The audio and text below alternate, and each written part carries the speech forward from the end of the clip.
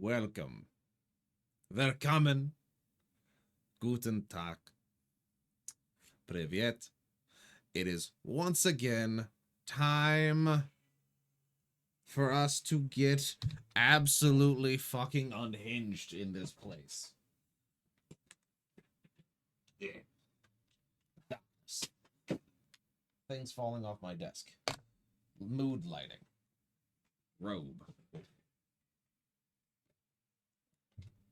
Very white. Yes.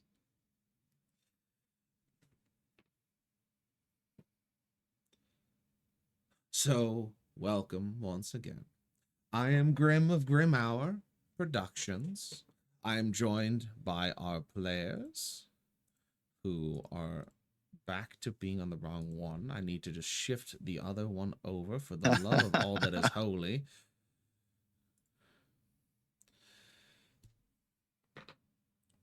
I am the Dungeon Master of this session. Today is episode 45 of Beyond Etheria Ashes. And we're going to start with a recap. For those that have not been here before, this is of course a D&D 5e production.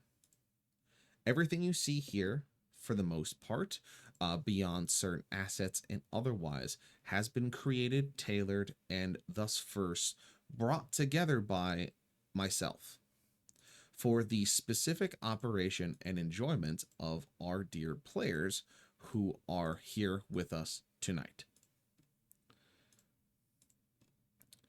So, if you have not seen D&D before, welcome. If you haven't seen any of the other episodes of this campaign or the first one, The Siege of Etheria, please go and watch them on the YouTube channel that goes by the same name as the one you see here. Otherwise, please find yourself a snack, a drink, put us on in the background for us to satiate your ears with our mighty words and enjoy the show.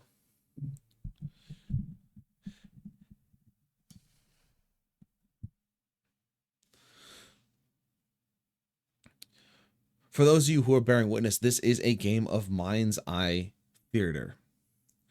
A lot of the maps are more for my players' benefit. They are not for the viewers, unfortunately. We do not have animations here. I do not have any kind of fancy models. It is just simply this. So I will use exquisite detail to make sure that you, the listener, can hear everything that is happening, at least to some extent. There will be, of course, shenanigans and debauchery along the way, as it always is. But we're here to tell a story, one that is accelerating ever closer to its finale.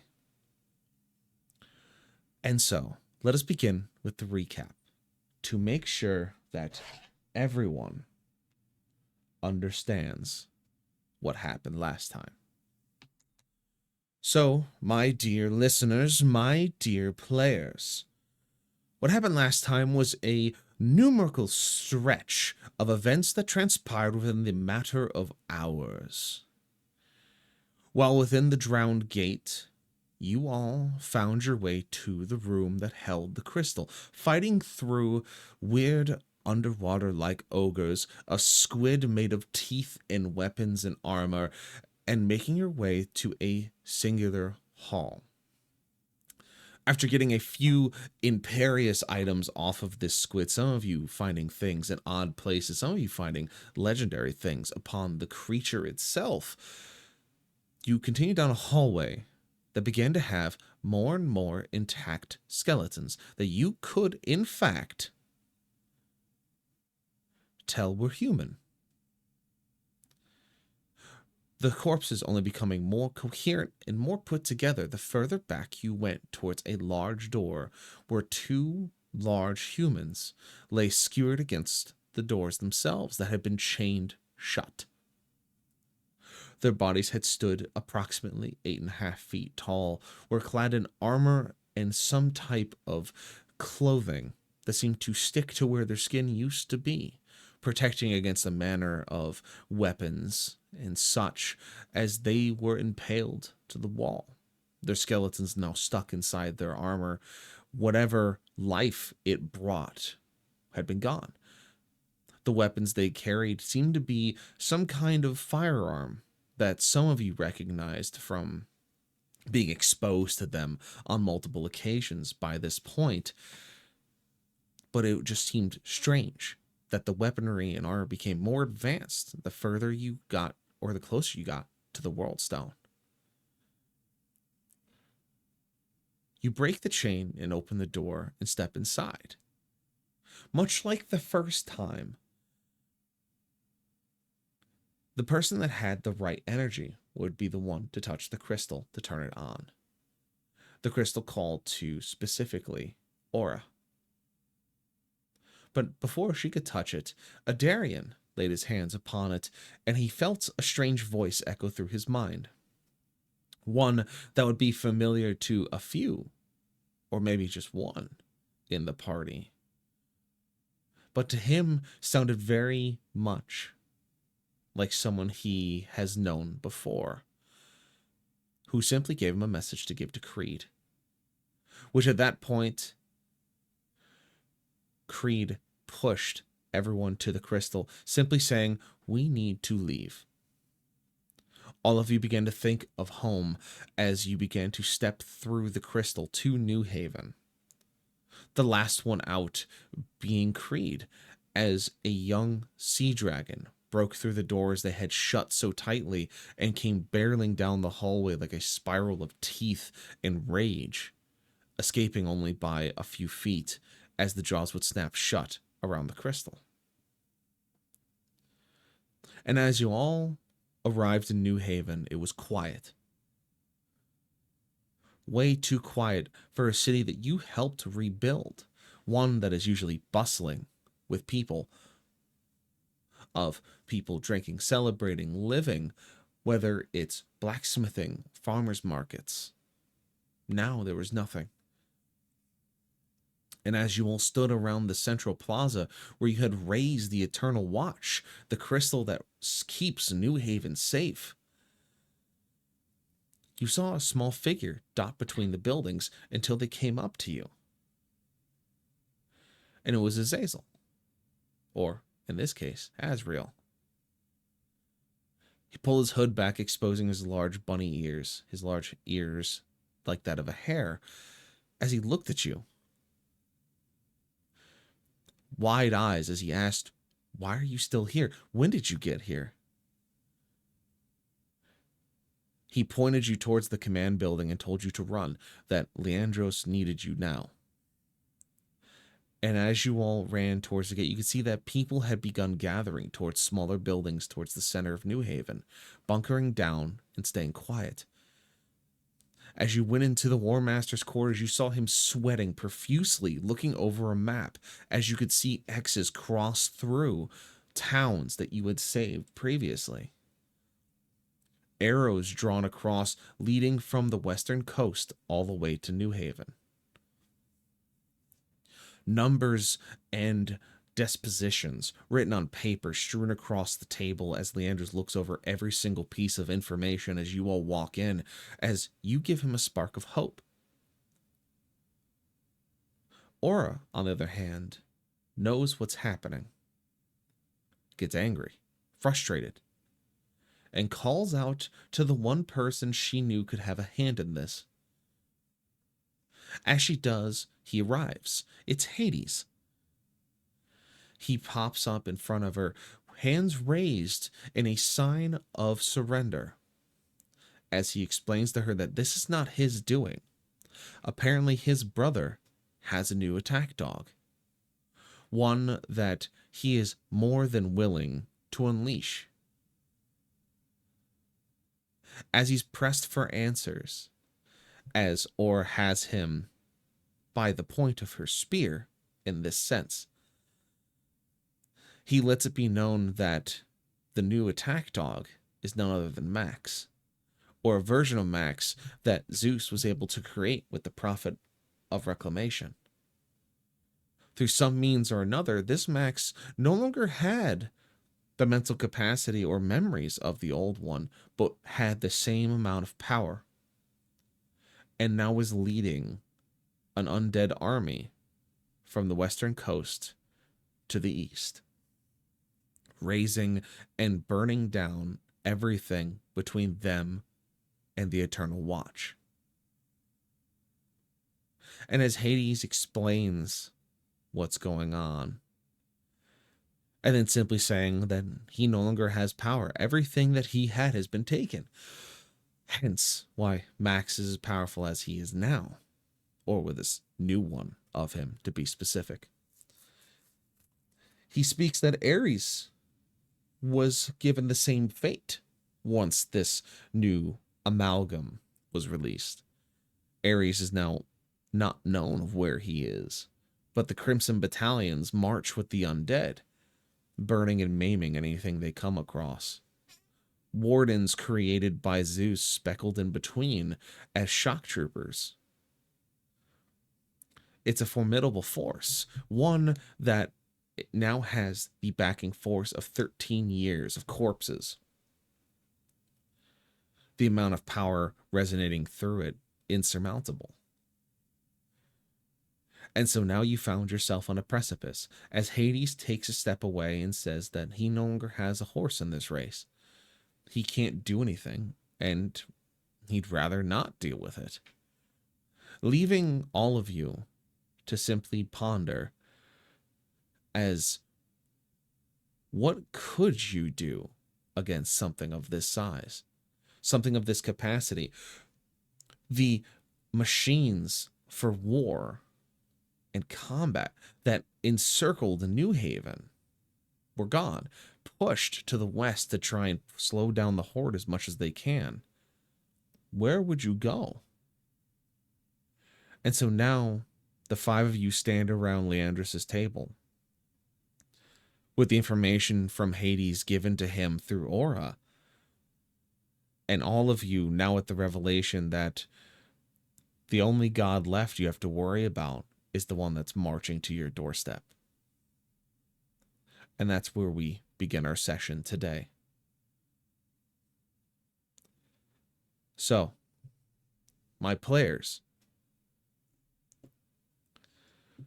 you were in the War Master's office, standing around the table covered in scrolls, parchment, writings, scribblings, notes full of anxiety and worry. You've just been told about what Hades said. You've watched him leave. You saw the fear and wariness in his gaze. What do you do now?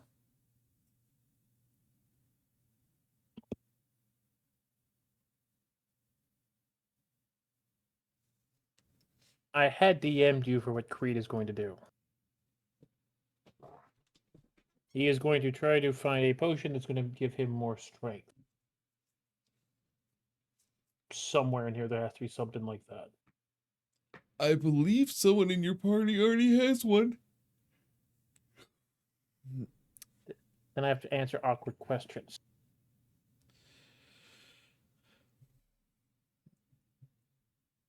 So you could potentially find that. You'd be looking for essentially a potion of some kind of giant strength is what you'd be looking for.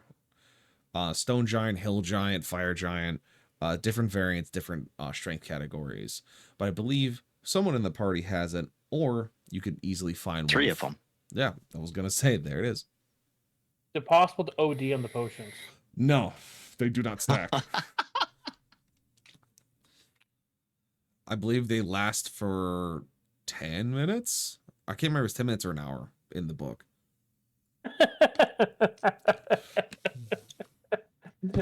I love it. You knew exactly where that was going to go. 1 hour. Yeah. So they last for an hour and they do not stack.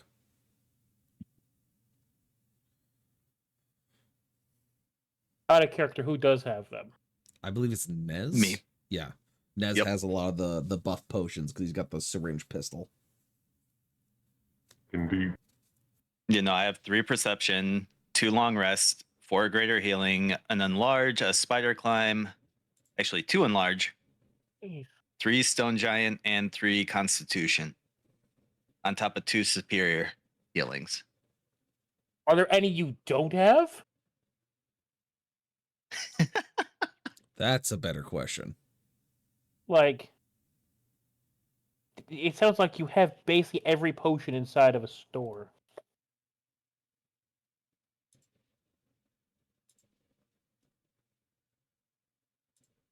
I mean, that's where we got them from.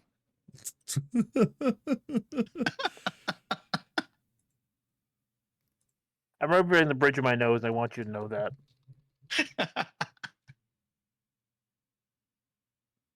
He puts the harm in traveling pharmacists.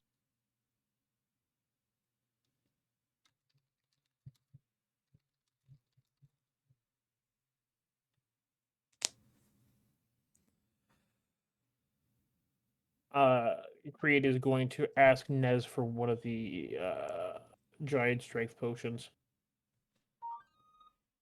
I will give Creed one of the potions, and then I want to, for my character, I did want to go see the Artificers because we said the Benelli was ready. Yes. At the end of last session. Yes. Very much so.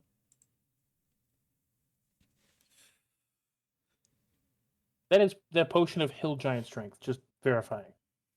I have stone. Stone. Okay. All right. Stone is better anyways. Hill Giant's Stone- only 21 strength. Stone is puts you at, 27. 23. I believe. Cloud was 27. Where's it, Cloud? Yeah, Cloud's 27. Stone's 23. Yeah. Sorry. I want to add it so I knew exactly what it did. Yes, I quite. was thinking about it.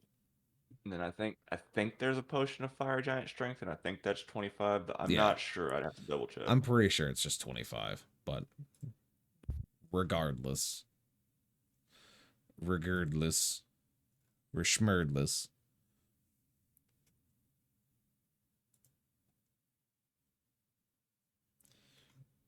So, Creed, you, I would imagine, gain a potion from Nez for you to do your big punchies if you so wish. And then, Nez, I imagine you step out very quickly to go see the Artificers.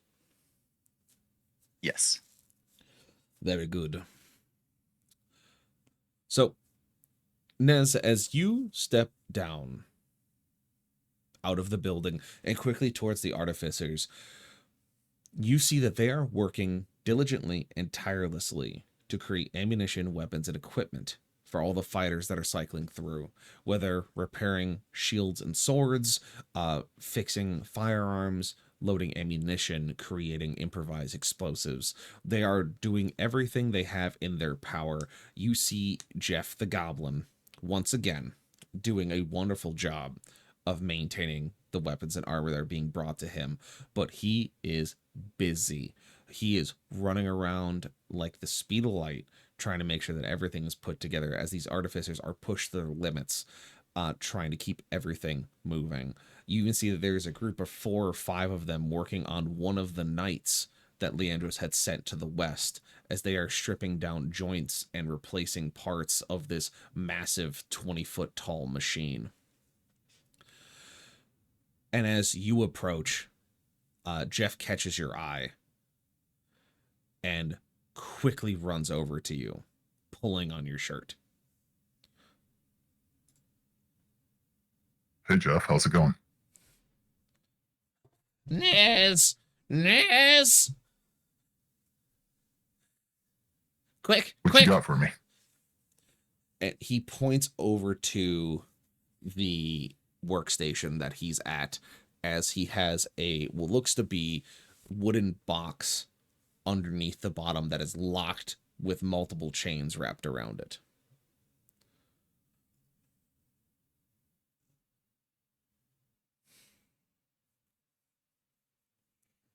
Why is that so locked up? Nez special. Take.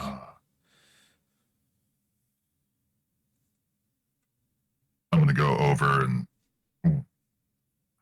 How do I open this? And Jeff walks over and he takes off a necklace that has 6 different keys on it, and he puts each key into one of the 6 padlocks and opens the chest, opens the long box, throws the chains off of it, and opens the box slowly. And he goes, Take 2.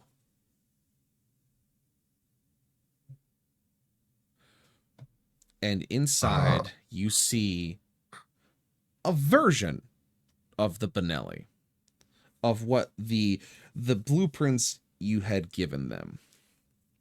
It's not picture perfect. It's not identical.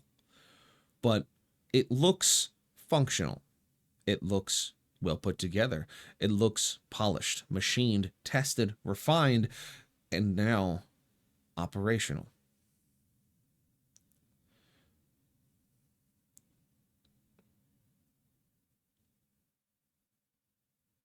I want to pick it up and, you know, I'm gonna like angle it, look at it, going, oh, this looks so much nicer, basically, than that one version where I thought I was about to lose a finger or two. Yes, prototype, scrapped, rebuilt, rewelded, polished, machined, remade. And as Jeff gets more and more excited, you kind of feel his hands claw up your shirt as he grabs onto your neck and pulls you down so you are face to face with him. He goes, Nez. Yes. Listen to Jeff. Rip and tear until it is done. As he lets go of you, as he's like wide-eyed and sweating profusely. My reply back is going to be, of course. And I might have something that could help you out here. And I'm going to take out my last claymore I have in my quantity and hand it to him that I built, and tell him how to make it. He looks at the claymore you made, the explosive impact mine you fucking made. He looks at it with wide shaking, wide trembling eyes and shaking hands as he's holding it, and he goes, I have an idea. And you see him scamper off into a scrap pile as he dives in head first and just starts throwing pieces across the workshop.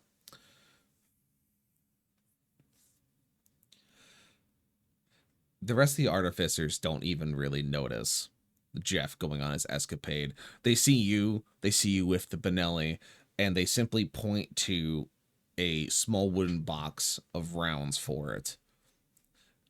The lead artificer says that we made you a couple dozen shells for that weapon of yours. They're much more powerful than the ones you were using in your pistol. Took a bit of calibration. But now you should be able to get a good kick out of it. They're limited for the time being, but it means better than nothing. Otherwise, you could use it like a good club. But what did you give Jeff that made him so excited, if I dare ask? It was my own experiment. Very nice explosive that goes out forwards. It only goes out that is incredible. Away from me. That's incredible technology as well as incredible innovation. I imagine why Jeff would be so inclined to have it in his possession. Did you give him any instructions, perchance? I did tell him how I made it. That is not what I'm talking about, and you know it. Before I got to fully explain, he got a little too hyper and ran off. Wonderful. So now we have a goblin armed with a large explosive device that only goes outward from him, and he's in the scrap pile. Very good. As long as I understand the situation that I will be in while you help deal with the situation out there. If we make anything of importance, I imagine I will send a runner or Jeff will come find you. So, thanks for that. And out of curiosity, if I'm gonna give them the materials, could I maybe get enough to make 2 more? Where did you get these materials? As he's looking at how nice they are, like they're not the usual materials you bring, which are scrap pieces, or you've synthesized it yourself, or you've made it yourself, very survivalist based. These are clean, well put together gifts, so to speak. And as he looks down at it and looks at you, Ash just goes, where did you, where, who exactly did you get these from?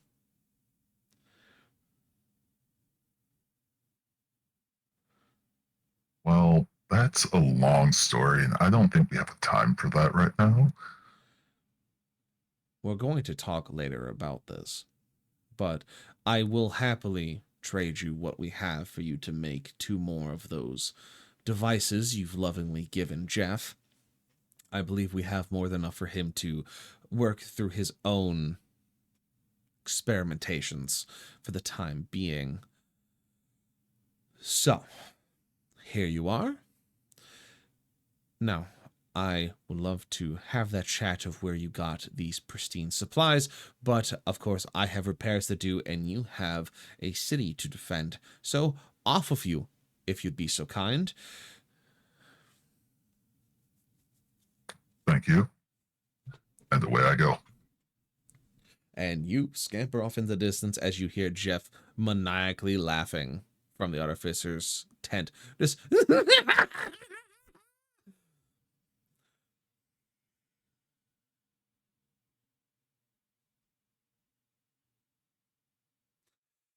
so, the rest of you. Nez returns. Nez returns with a new equipment piece. As you all are standing around the Anders' table, Creed, you of course have the potion that was given to you. The rest of you, what are you doing with this information that you've been given? You essentially now are on the understanding that there is a very large army bearing down on you. And the only thing they can have to give you is an estimation of when it will get here. Not if, when.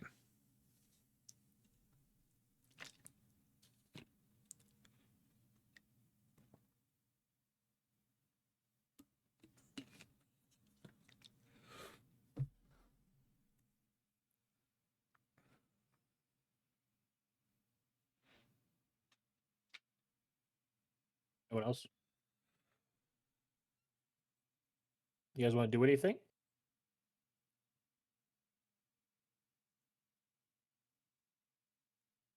Anybody want to try anything, perchance?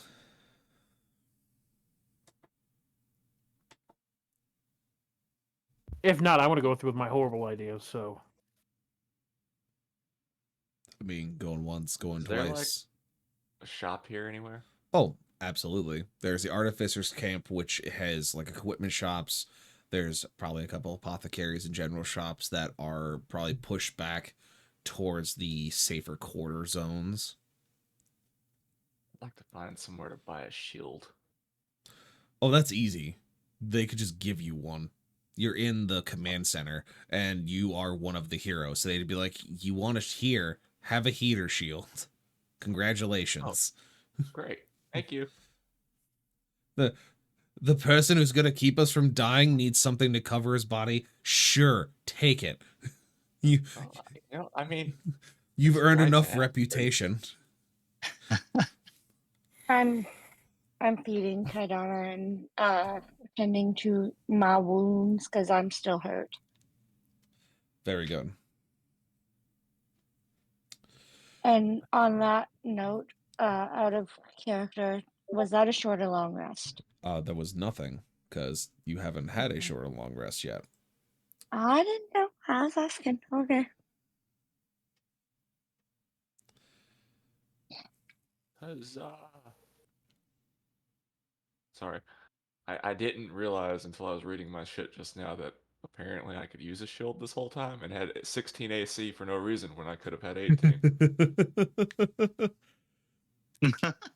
Real.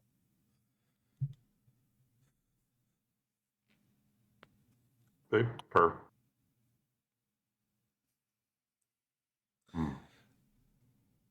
Uh, Yeah, it's if anyone has anything to do, Nez, if you want to try and modify that shield, that would probably take a couple hours. So that you can turn it into essentially a buckler of sorts. Yeah.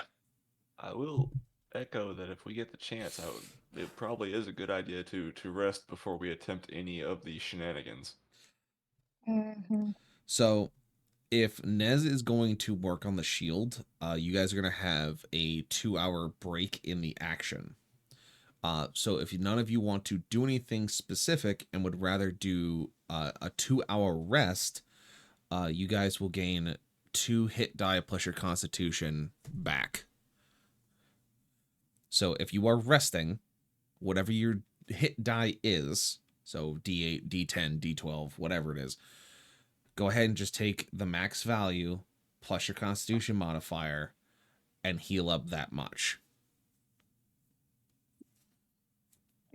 I don't know what that is. My con modifier is +2, but I don't know what die I have. This is the first time I've done this, so I don't know.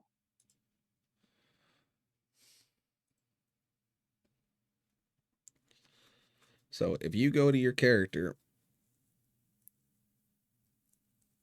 Mm-hmm. it actually doesn't say it on here anymore. That's stupid. Yeah, I was also struggling to figure that out. That's It dumb as was. hell. Sorry. They don't list hit die on the character sheet anymore in D&D Beyond. There is a short rest button. but I So don't know the if short that's rest button. Yes, if you click on short rest, it will tell you your hit die. So basically, click on two of the blips, and then hit take short Blips. rest. If you're gonna rest for 2 hours. The other thing, like, while I do the shield, if I could make 2 more of my explosives, like, since I got the materials for that. Yes. Cool.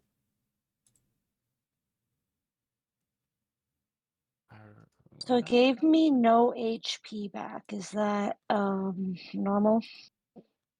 Refresh your page. Probably. No, that didn't. No, do because it. the reset maximum HP changes during this reset. That's not check marked. Hmm. Should that be check marked? No. I don't think so. Okay. I refresh and see if it changed anything. Nope, still at 64. He is not going to rest. All right. In that case, if it's a 1d8 plus 2. Oh, it's I see what it is. Okay. Why does it have those 2 blips then? That doesn't make any sense. I don't know, but Yeah. it says the total's 13, so I'm just going to add 13 HP to my HP. No, if you click past the 2 blips, Mhm. and you click Oh. on the third, that's when it actually gives you your actual hit die. I don't know why it does that, but Okay, so then it would be 4 blips to get the amount you were telling us. yes, yes. I don't know No, why. when I did the 2 blips, it gave me 2d8 plus 2, and then I clicked to take short rest, and it didn't change anything. because you have to Okay, so you have to click what on I the did hearts. just that Yeah, instead of so clicking now take short Okay. rest, I clicked the heal thing and you it got to healed. click the heal thing and then take short rest because that basically locks those. Well, I guess it could lock those blips in Oh, place for being it should used. really say that. Yeah, there's not a Yeah, I got it. yeah. I mean, just, Thank you, That's dumb. yeah, and apologies. Another thing Eh.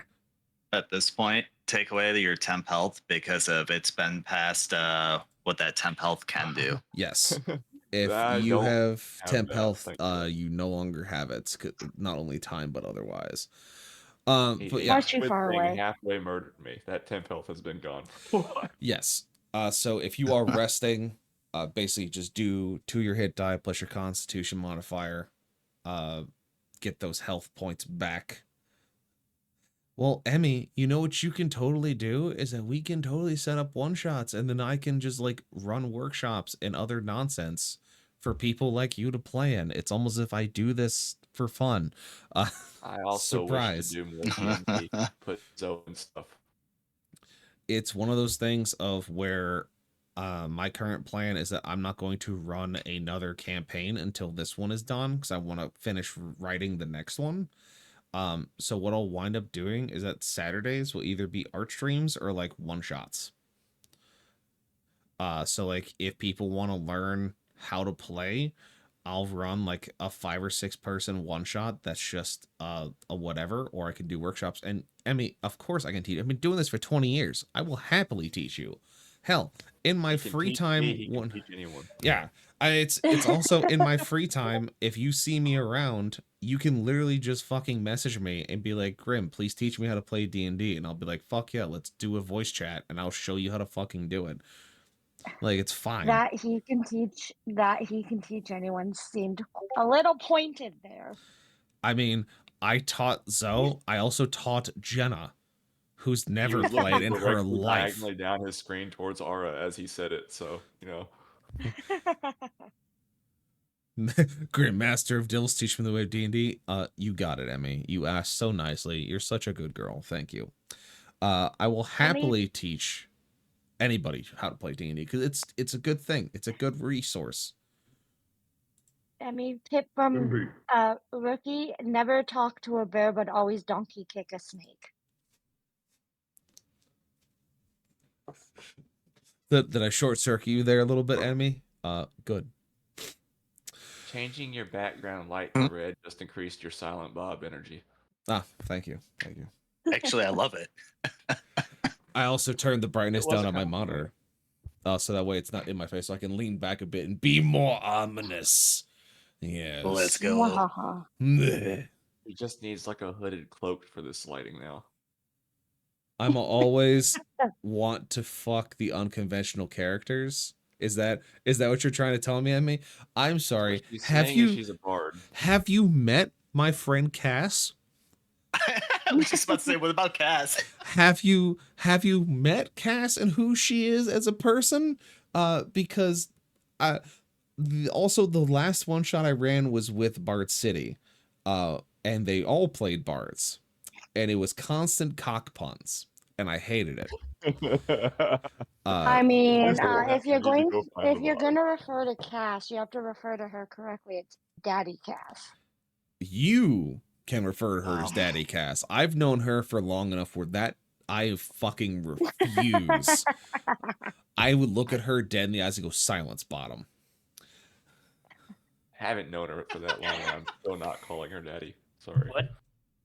Don't worry about it. Anyway, yes, I'm planning on doing one-shots in workshops again on my weekends when I have time. I will happily teach anyone and everyone to do it, including you, Emmy. So, yes. But past that point in time, those of you who are choosing not to do anything during these 2 hours where Nez is working on making his devices, you guys will do your hit point stuff, which I believe was just Zoe and Temu Hera, also known as Aura. Mr. Aw. Okros, what are you doing during these 2 I hours? realized I left my house robe on the Valkyrie. Damn it. Well, I will likely be preparing a feast so that we have something to send us off on. Very good. So you'll be doing the big cooking. I'll say that you can also heal during that time because that's not strenuous for you. So if you did have any hit points lost, do your 2-hit die plus your con modifier.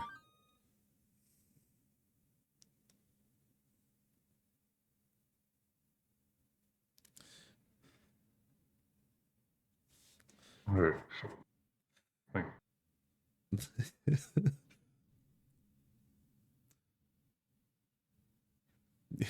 Yeah, Emmy, you're already halfway to being a great bard. Also, I'm sorry. Did you like it when I said that you were a good girl? That you asked me so nicely? Anyway, I Creed. still don't understand what's going on. Don't worry about it. I'm dealing with a silly person. Mr. Creed, you said you had an idea you wanted to do. I have a really bad idea, and I'm gonna go through with it. Why not? I do have a question first for Mr. Nez. So Yes.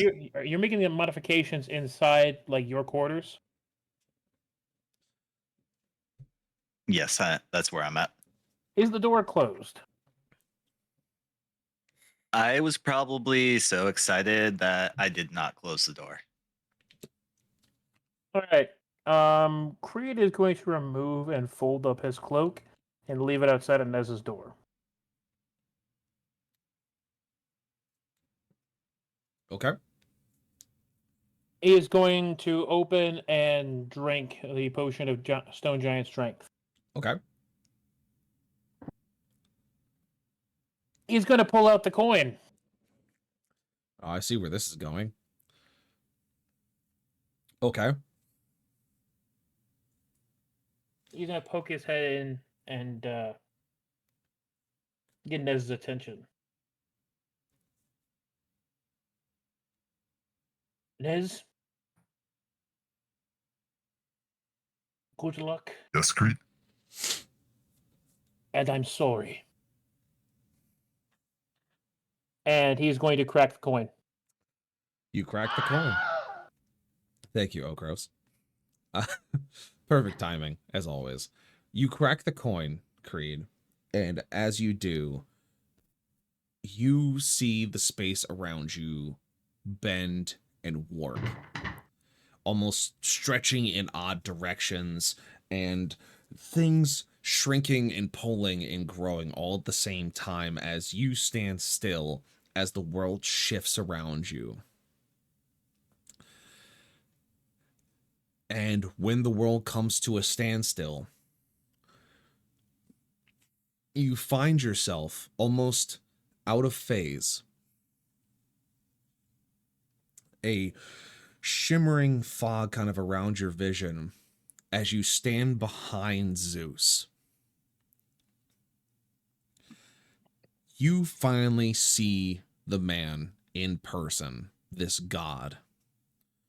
He stands easily 10 feet tall, massive physique, just built like a brick shithouse.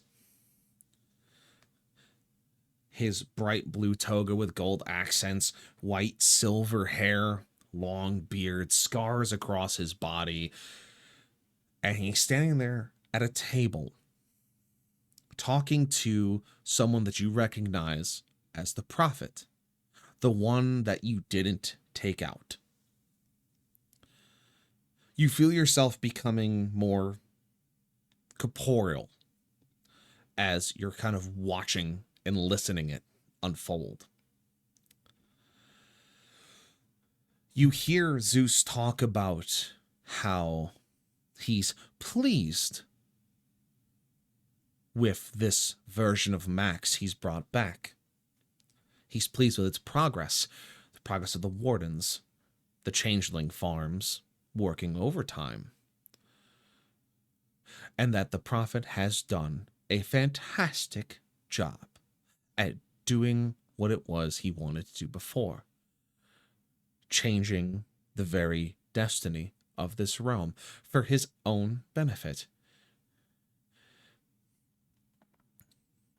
You see the prophet look back to Zeus.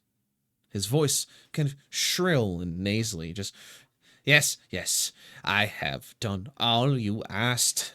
I have created the wardens. I have, of course, made the new Max your attack dog, your prodigy, your champion, so that he can march across the northeastern regions. I have done more than anything else that you have asked of me. I have done it because you saved me, gave me a chance to create. And so I did. Made better, spun genes together, created something terrifying for me to play with. And now it's my turn. A sinister smile grows across the prophet's face as he seems to raise a hand as wardens clad in this purple-esque clothing step out from the sarcophagus that surround the table. I will control the Horde. I will control what is mine. What was stolen when my brothers were killed by those heroes never gained the chance to take them out, and now I will remove you from the board. The gods have no place in my world. And as these wardens approach, Zeus doesn't move. You see him simply raise a hand as lightning fires out from his skin. Not his fingers, not him pointing, just from his skin, as it evaporates the 8 wardens that surrounded him, turning them into nothing but this fluorescent piles of ash, as he now looms over the prophet, who's now shaking, terrified, clasping his ears as the sound waves from the lightning striking simultaneously and in such intensity shook him to the ground. And Zeus simply looks over him.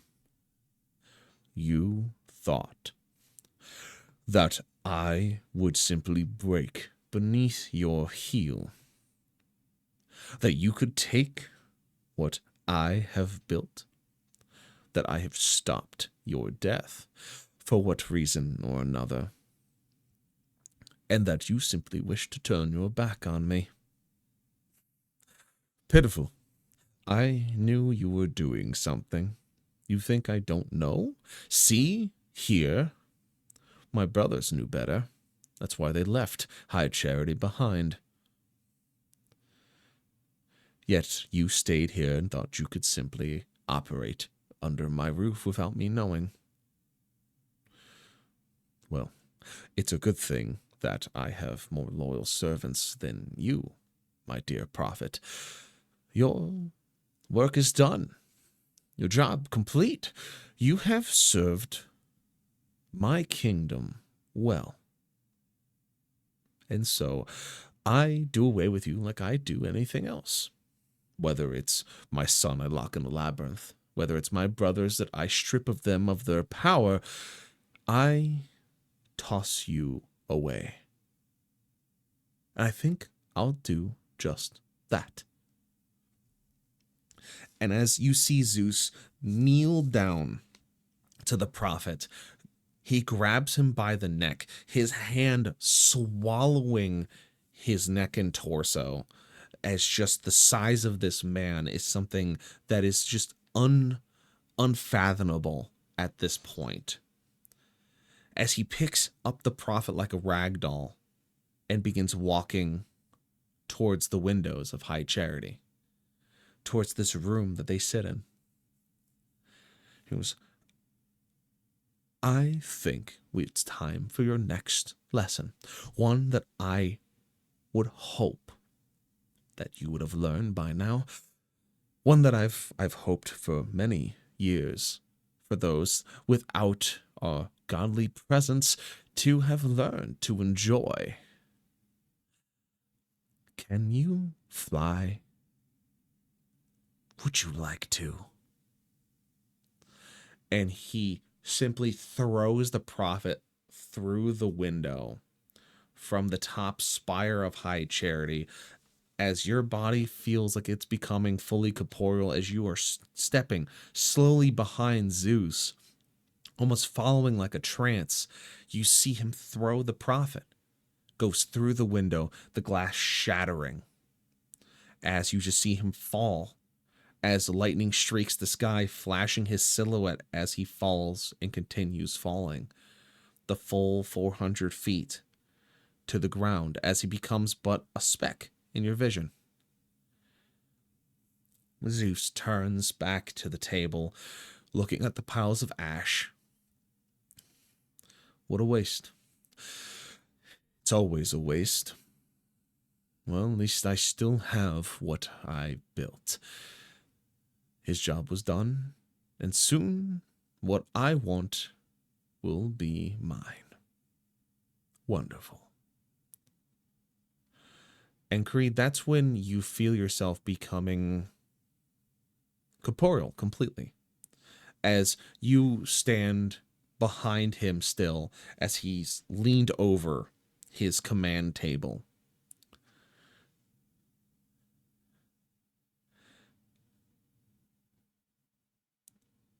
What do you do?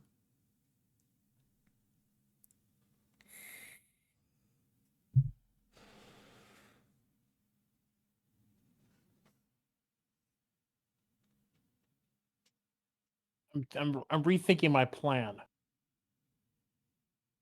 That's what I'm doing right now. Okay.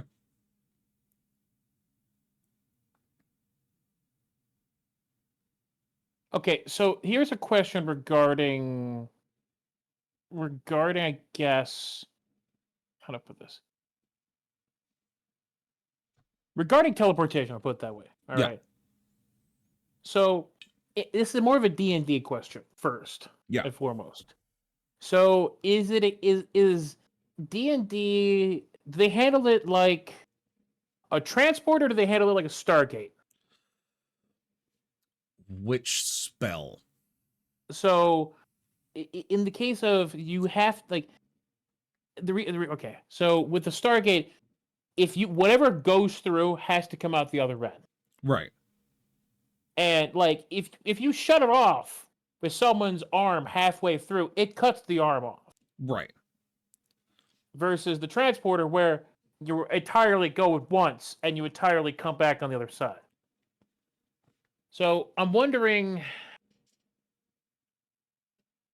No, that wouldn't work actually. So to answer your question in broad strokes, the only one that would act like a Stargate is Dimensional Door, or Okay. something that gives you. I think there's another spell that I can't remember at the top of my head that actually sets up essentially portals. That would work very much like a Stargate. Instantaneous transportation from point to point. If it is stopped at any point in between, like you get cut off. I think the one you're thinking of is actually just called Gate. Gate. Yes. Yeah, that's exactly what it is. I think it used to be called Gateway in 3.5, but I think now it's just called Gate. But yeah, so Gate acts like Stargates. Dimensional Door acts like a Stargate. Otherwise, Misty Step acts like a wormhole, where you step through everything between you and the target, which it has to be 30 feet away. Otherwise, any other version of teleportation or transportation is instantaneous between 2 points you can see. There's only one other spell I can remember, which I think is just the fucking spell Teleport, which can be done with either sight or thought. But if it's with thought, there's a mishap table. So there's a perchance that can go wrong during that. Otherwise, it is instantaneous transportation, wormhole theory kind of situation. But Gate and Dimensional Door act like Stargates, if that makes sense. No, I got you. All right. Well, we're gonna go with the original plan. It's elegant in its simplicity. In one hand, Creed is going to hold the capsule, and he's going to go give Zeus a good old bear hug. Okay. So, And if he manages to get his arms around it, he's going to crack the capsule. all right. So, you rush Zeus as you kind of step up and you go to wrap your arms around him, as you realize that you are very small compared to him. You're still of a good size for a paladin, but this man stands at 10 feet tall. His midsection is just wide as shit. And so you go to wrap your arm around him. You're able to kind of get him in the side as you shove your shoulder into his back, as you wrap your fist around his front into his abdomens, as you just slam it home, as you hold the capsule in the other hand, as he looks down at you and kind of stands up straight and goes, "Huh, I did not sense you here, but I think I know you." So, serious question, because I feel like this plane's already falling apart. About where in the body do I reach? So your fist, if it's like straight out from your shoulder, right? If your fist is straight out from the shoulder, you're about just below his sternum. Oh, this is perfect. I Yeah. have a simple solution to this problem. Okay. Yeah, it doesn't matter what interpretation he's in. He's still fully functional. Yeah, Creed's gonna bring a fist up between the legs. The one holding the capsule, you're just gonna fucking swing it down. Yeah, it's just gonna go boom right in. Does it not matter what interpretation of Zeus this is? That's gonna hurt. That is gonna fucking hurt. All right. Do we need to place bets? Is the campaign gonna end with a dick punch? I'm betting that he All right, misses and ends we're up just going putting bets. his fist up Zeus's ass. All right. I need someone to start a mod poll. Hold on, can I do it from here? Here, I think I can do it. I got it. Manage He's poll. about to give Zeus Create a new portal poll. repository. If There we this go. works and he succeeds in killing Zeus, this will be the shortest fucking session we've ever had. That's not true. You still have an army to fight. And an after party to throw. Hopefully, a good wake. It's part of the after Oh party. no, you There ran we away on your go. own. You don't get awake. Yeah, sorry, still killing Zeus. All right. The poll is open.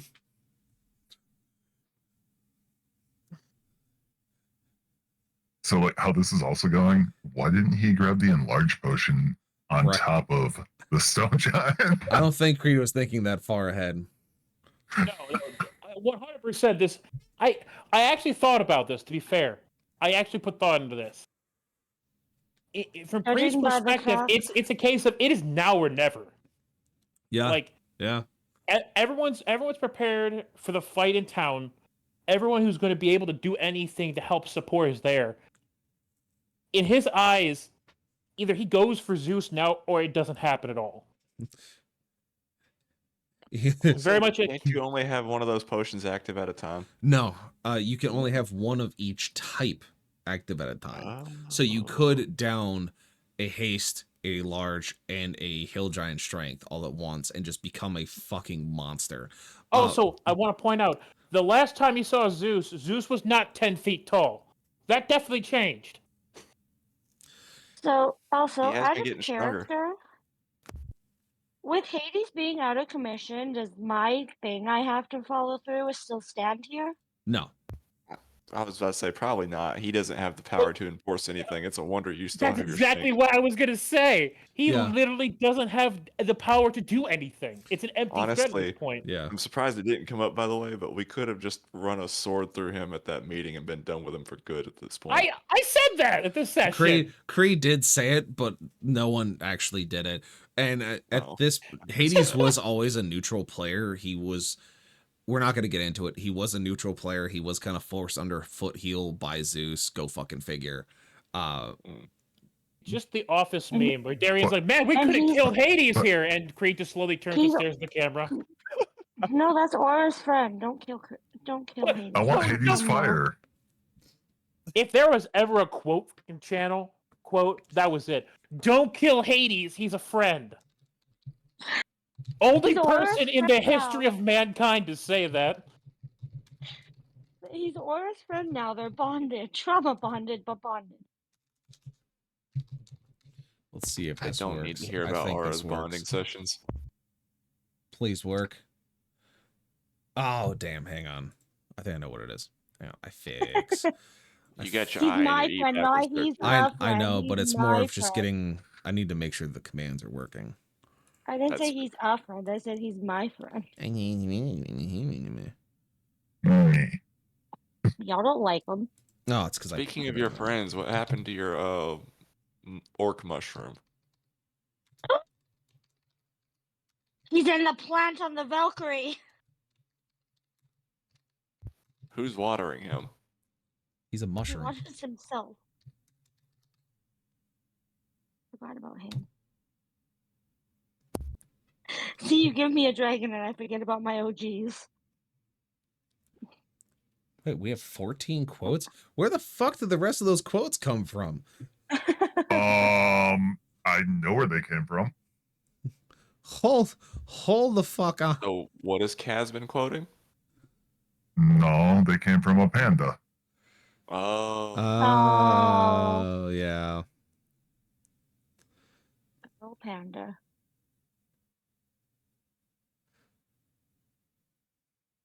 I don't think Cass has had the pleasure of meeting Panda yet. Actually, Yeah. a lot of them came from Darktide. Mm-hmm. That's fair. a lot of really great and awful shit comes from Darktide sessions. Oh, yeah, this one came from Vermintide. Oh, I got a big ol' hammer. It's from 2023. Jesus. All right. Anyway, yeah, I figured Get rocked. get rocked. I figured out how to get a bunch of the pre-built stuff working. So I'm very happy about that. Anyway, it looks like we're going to end the poll there. We're going to view results. The overall answer is yes. People do believe that the campaign will end in a dick punch. All right, so Would be the ultimate karmic justice for Zeus. So, Creed, at this point, is behind Zeus, fist in the sternum. Capsule, on the other hand, hears Zeus kind of stand up and say his name, and just hammer swings that fist between his legs, right in the mommy daddy button. So at that point, we're going to roll a con save for Dear Zeus.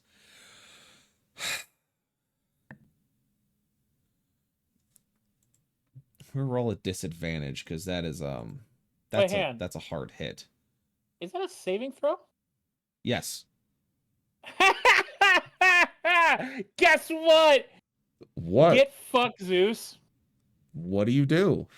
Hang on, now I have to double check because this is gonna be hilarious if this works out. Because if I have the shield, if I have a shield out, I can impose disadvantage. Oh no. I gotta find it. Uh-huh. Oh darn! It's a target other than me within 5 feet. Oh, I thought that would have been hilarious. That would have been funny. It's already gonna be a disadvantage because it's a hit in one of the sensitive parts. That's a 2. That's a 2 natural. So, fucking rolled the 2 again. Good job. So yeah, your fully armored hand, you just ham swing that thing right between his twig and berries, and you feel something crunch when you make contact, and he just falls to his knees. Like, you just take your fully armored gauntlet, swing with all of your strength, because you're sitting at a 23 currently, which really puts it bobs the buttons on that one, and you feel something crunch, and he falls to his knees. He is not having a good he's not having a good fucking time. Any bravado he just had is gone. He is clutching his pearls. He is not feeling it, Mr. Krabs. What else do you do, Creed, besides ambushing the BBG and just knocking them in the nuts? Creed's gonna how to put this? He's gonna shift his arms up and he's gonna wrap his arm around Zeus's neck. And he's gonna. I'm trying to think of something really clever. Oh, the guy I need is not online right now. I need my medieval history guy because I'm trying to think of a good one-liner for this. Oh man. Zeus met the archaeo through a portal.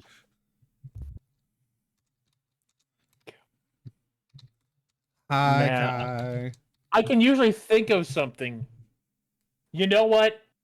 I'm just gonna go with classic. And he's gonna whisper, "No gods, no masters, only man." And he's going to, I assume, with the crunch, the capsule broke. And If he's you going wanted to, sure. Oh yeah, 100%. Okay, Do I get to choose what comes up?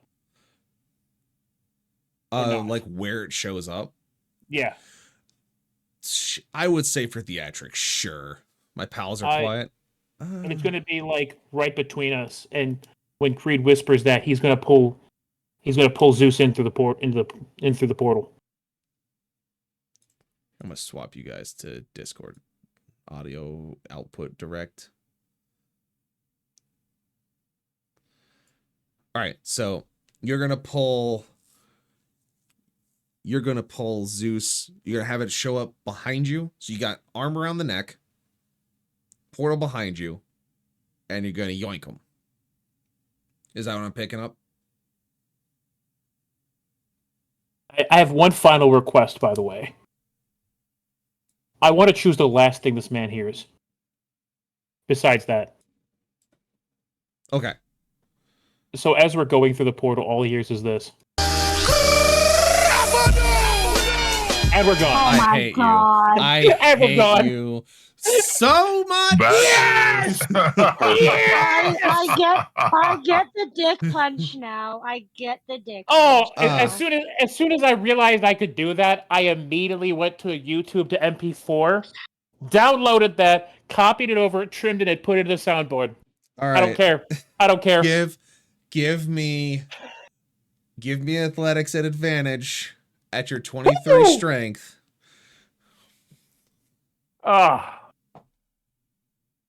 Even if you decide to nuke me at this point, I'm taking that. I'm happy with that. Let's see. You have to acknowledge Stu when you do it, though. That's a 17. That's a 12.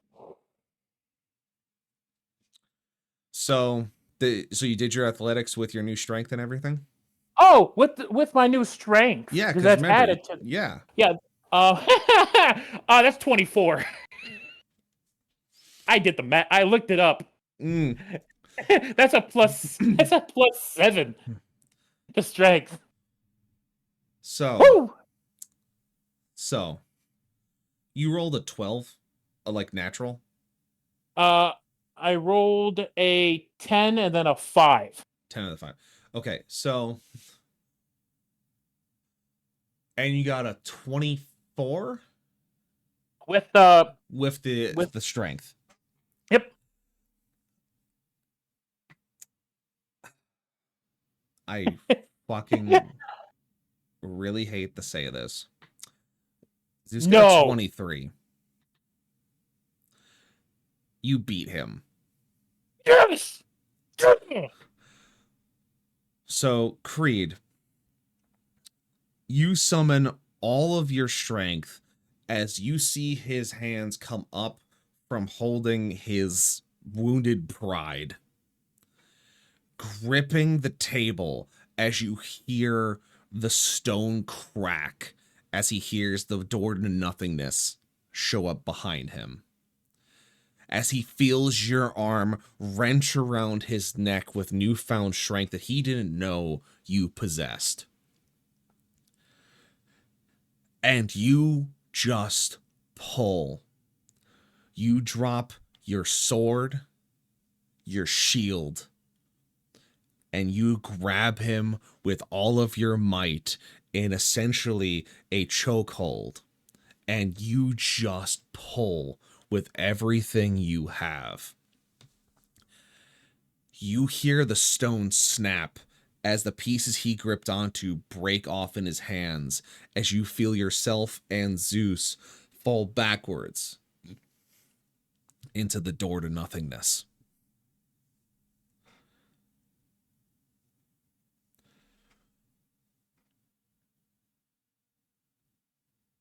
You fall into an abyss.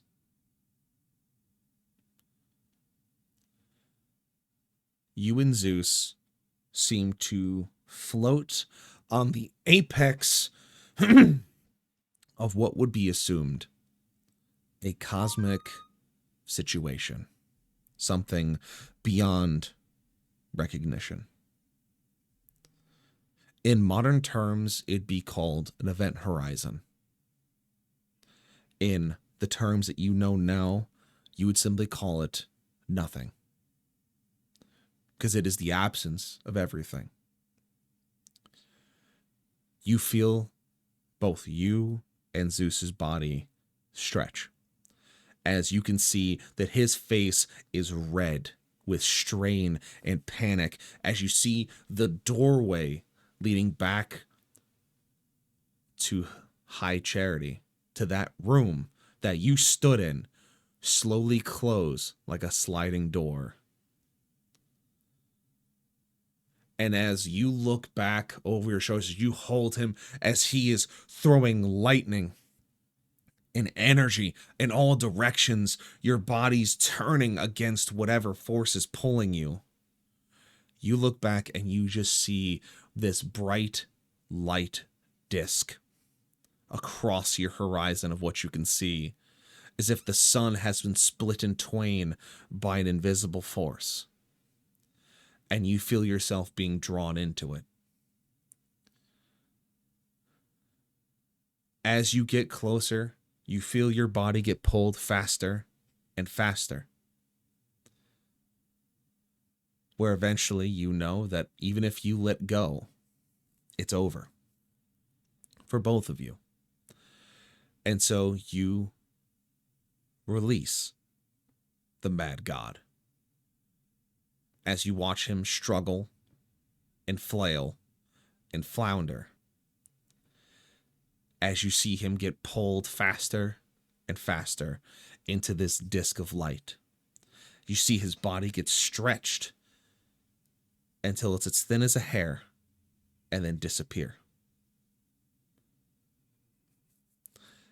As you feel your own self being pulled towards this nothingness, you see Tiberius in front of you.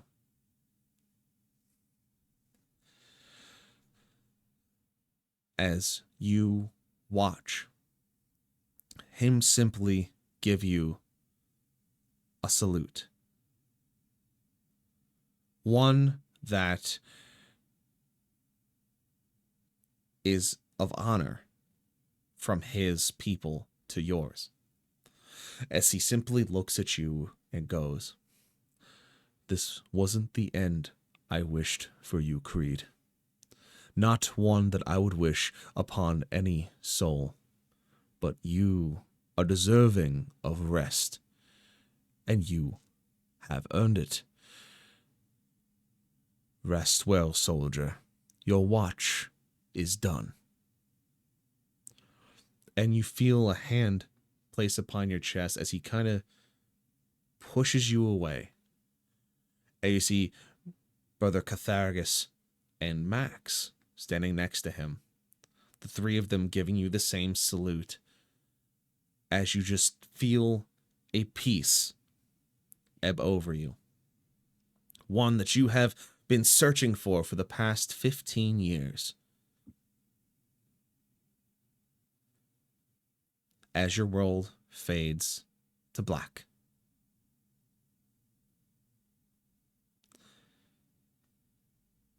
Now, as we swap POVs. The rest of you have been spending time preparing. Nez, the last thing you saw of Creed was the fact that he said that he was sorry, and he disappeared. His cloak left at your doorstep. You didn't have much time to think of it. None of you did.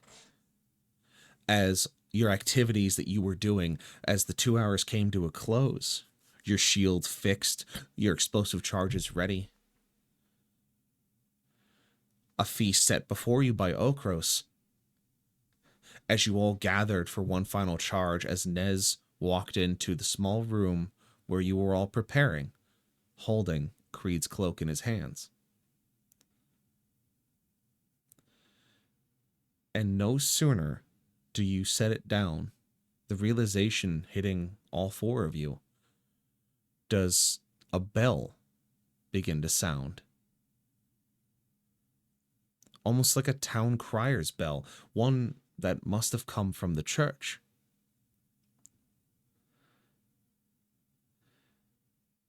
And as you're all pulled in the direction towards it, you hear the sounds of artillery fire and weapons going off in the distance.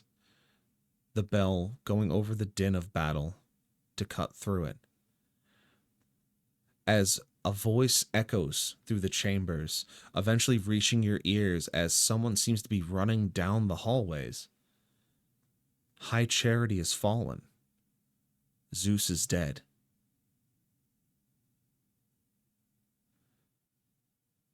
It's when it all suddenly hits all four of you that Creed won. But now you're left with the other problem.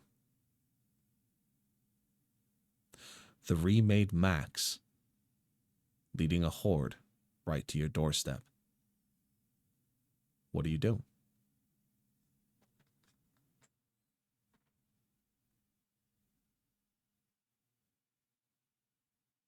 Out of character, I think the only one who knew about the deal that Creed made with what's her name was Okros, wasn't it? Yep.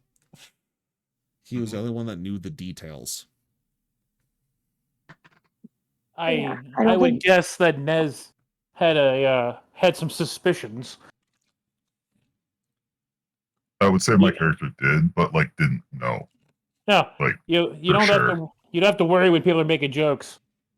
Because I'll when be he right says back. I love you, brother, that you need to worry.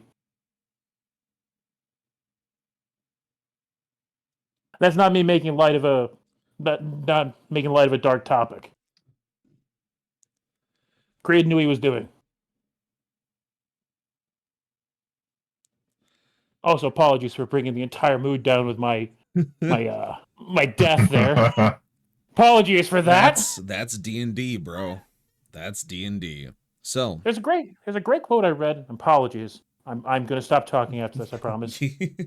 There's a great quote I read, which is, a general should die with the last shot fired of their war. I had an entire piece of loose leaf paper filled out with like plans of what I wanted to do this session, and I just balled it up and threw it across my room. You can still do stuff. I mean, Yeah. just can't have They Creed. all involve. No, It involves Zeus. No, I can't. It all involves Zeus. No, I can't.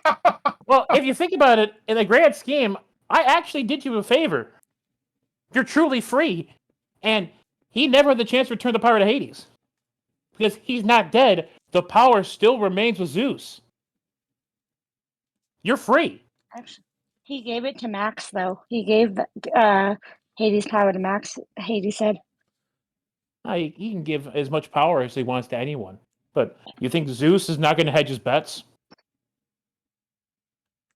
Anyways, apologies. I'll let you keep going. Sorry. So, the four of you hear the bell. You hear the messenger. You see the cloak laid on the table at the seat where Creed usually sits. Moment of silence. What do you do?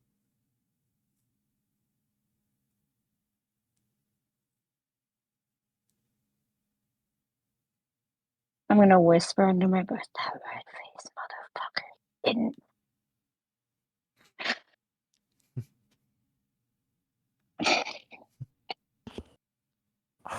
Okay. I gotta find something. I was going to say, Nez would say,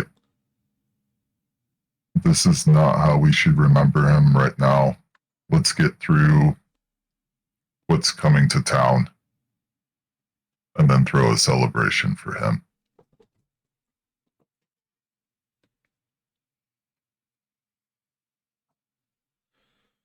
I got some undead to hit delete on again.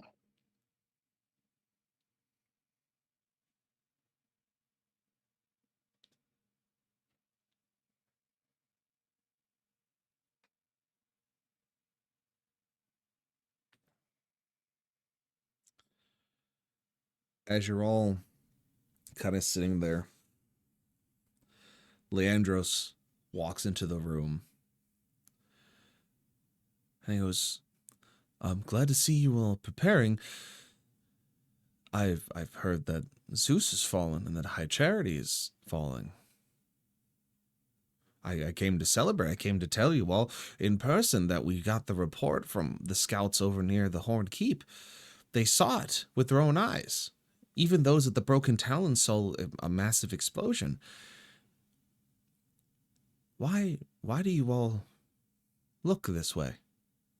Where's Creed? Or is just gonna pick up Creed's cloak and hand it to Leandros.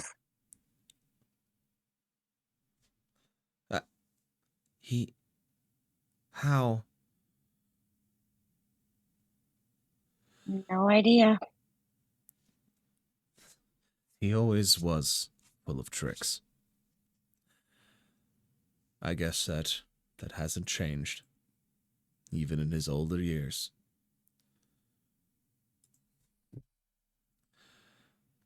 And since Leandros is here, I will take the letter that I have from Creed and hand it to him. Hey, Grim, quick question. Yeah. What's your preferred text document format? .txt. Oh, I can't use the text. I mean, you could send it to me in anything. I'll be able to read it. All right.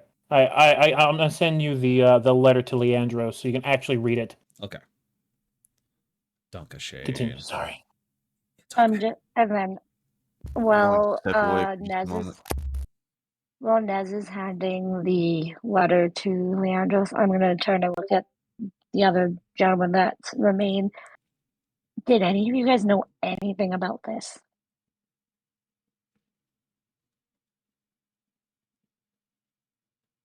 Did he say anything to any of you about going off on this suicide mission?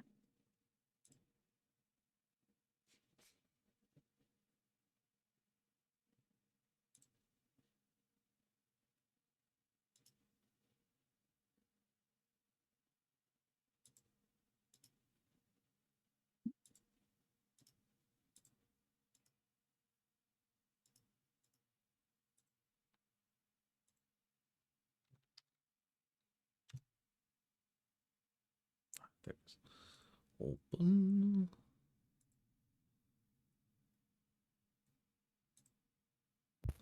I'm back now. Sorry about that.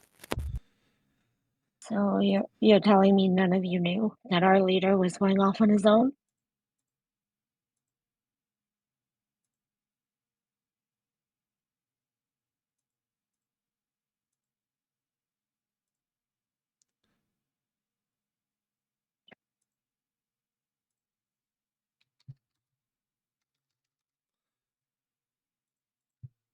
I think the silence is befitting for now. But let me read first. I need a moment to think. And as he opens the letter and he begins going through it. Leandros, I'm sure that you have many questions as to the decisions I've made I know that this is not how we planned to part, nor have we planned to continue on after the war was concluded. I made this decision not in a spur of the moment. I've been knowing the names of those who have died in the course of the war with the gods since the godfall, since my failure to defeat Zeus. It has been eroding inside of me the pride, the courage, the honor I have felt for years. The horror subjected to so many innocent or evil sinner or saint. I have been hoping that I can clear the debt I owe to the realm. This is my opportunity to atone. To the ends I must face. I was required to make a deal with the enemy, someone whose only intent is to benefit from the suffering and chaos that will follow either the banishment of the gods or the aftermath of the war's conclusion. Queen Priscilla is whom I arranged my opportunity through, someone who is aware of the threat I pose to her interests and goals. She thinks that removing me from the board will simply lead you to collapse, and for Ravenholm to fade from existence. The truth is that I have always taken more from you than you have from me. Swearing my fealty to you was a significant change in my life, for it was what I thought was needed and right, when everything in my life, for what it was, what I thought, was crashing down around me. The relationship between us that grew was unexpected, but not unwelcome. I never knew my father, my mother.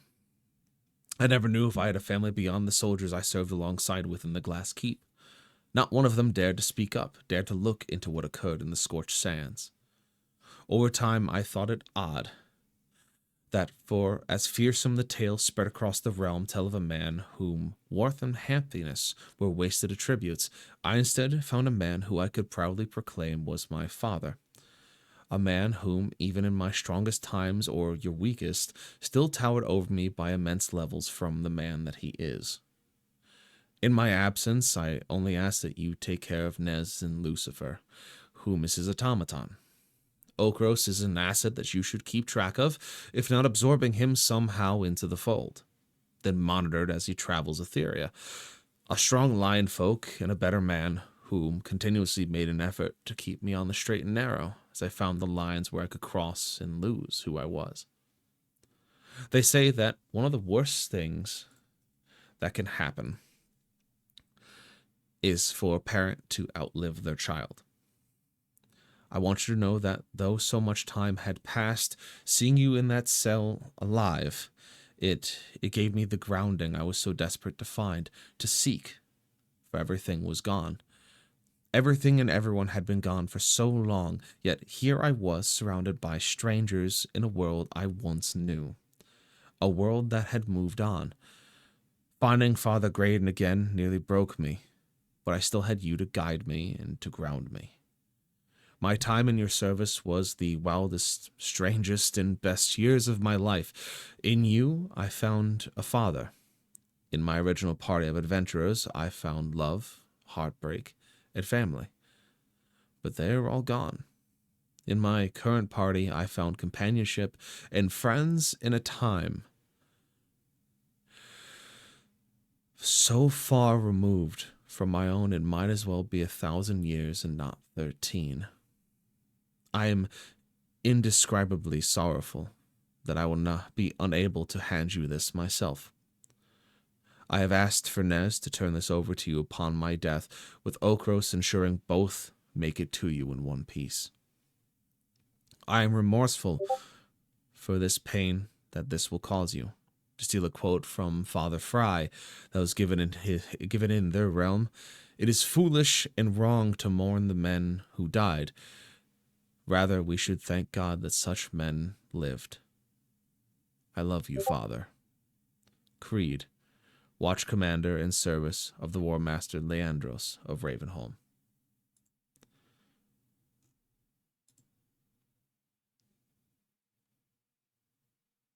Okros is going to start thumping his weapon on the ground in a warrior salute. Leandros looks up from the letter as he himself begins thumping on the table as he reads out these words to all of you, tears pricking at his eyes as you see them begin to streak. Damn that man. damn his eyes. Of course he would do this.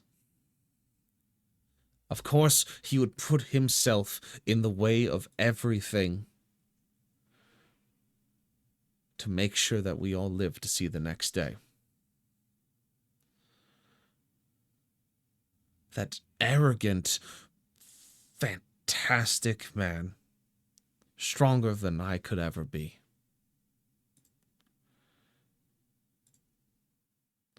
He said it himself. Let's not mourn the fact that he is gone. That would be a waste. We will thank our lucky stars that he lived with us. And I believe there is a foe at our gates that has gained our ire. So what do you say?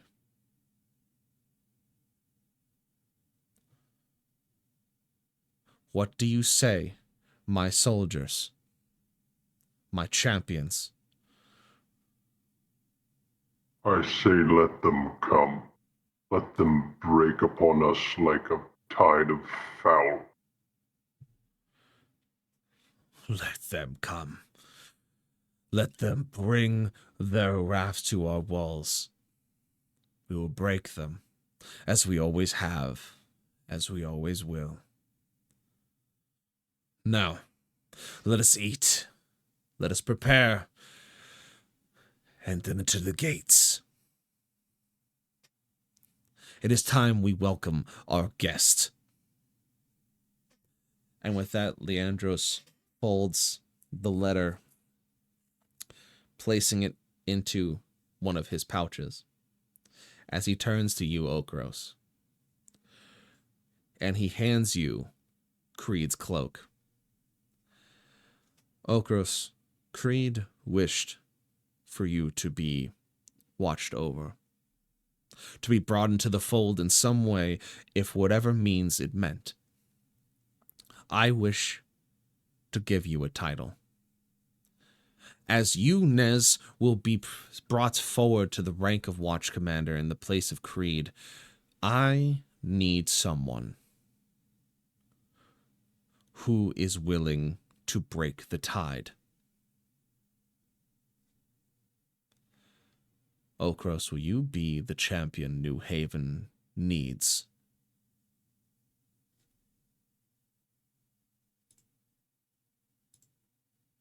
It would be my honor. Then let it be done.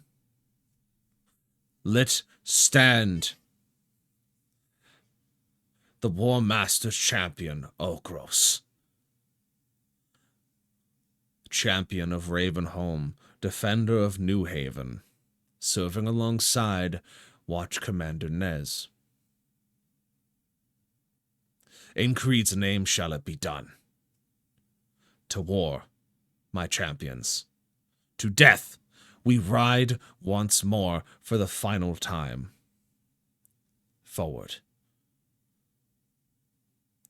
And with that, he turns and walks out to his chambers as he begins calling out to his lieutenants and captains, as he begins pulling people from the halls. As the four of you are left to ponder the food in front of you, Okros, the cloak around your shoulders tells you of the story that you wish to hear. Nez, of course, your promotion, bringing you forward into the fray, as there is now one obstacle left.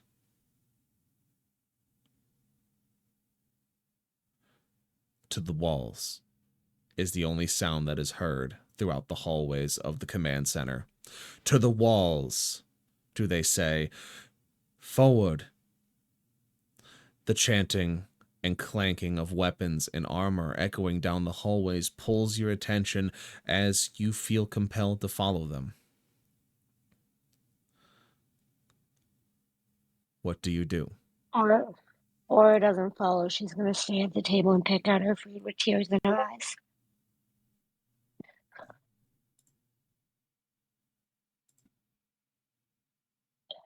Just like, and I'm quietly talking to myself, like under my breath.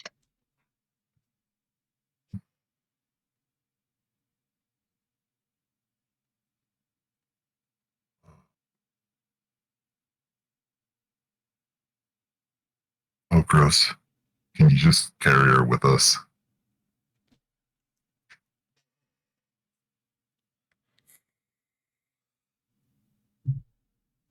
Up and at 'em. Now is not the time for sulking. We have a war to fight. But I don't know how to do this without Creed. Same way you He do and I, anything. One step at a time. And Okros is he gonna and pick I, her up and hoist her over his shoulder. he and I always butted heads, but he was our leader, and I don't know how to do this without him. I've lost my parents, and now I've lost the only other leader I ever knew. But onward and upward, onward and upward. And I'm just gonna get up right as Okros approaches me and just wave him off and be like, "I'm coming." Very well. For Creed.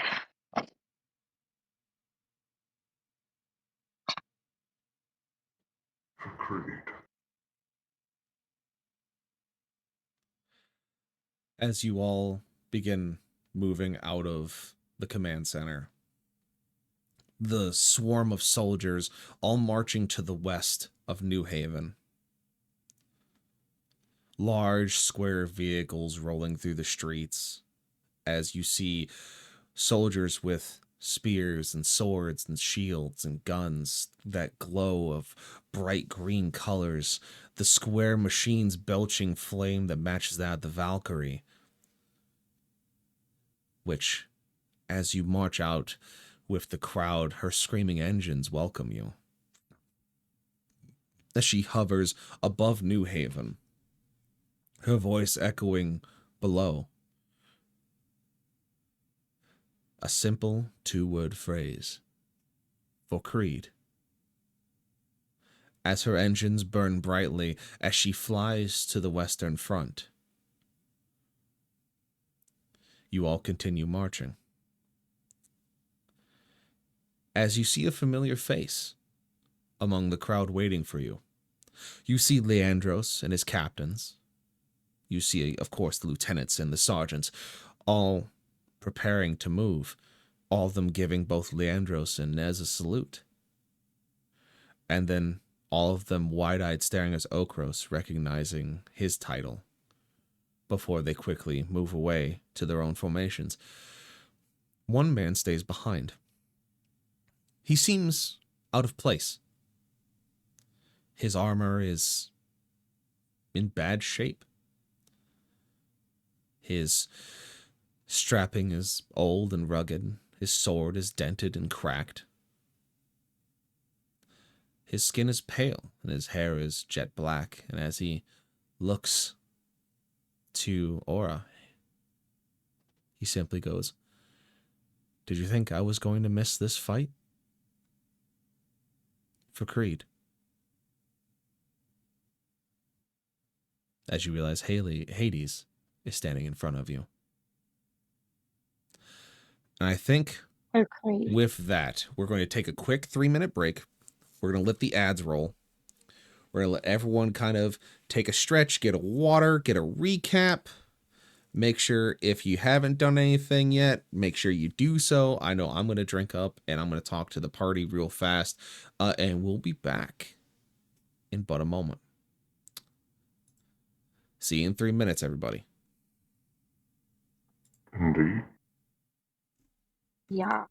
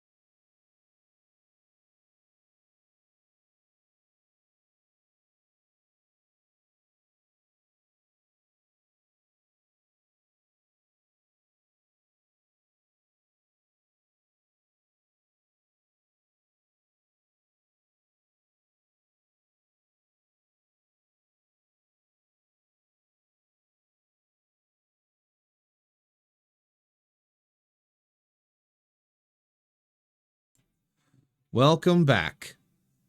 Welcome back, everyone, including my dear players. I chose that song specifically during the break. Sad vibes only. F's in chat for Creed.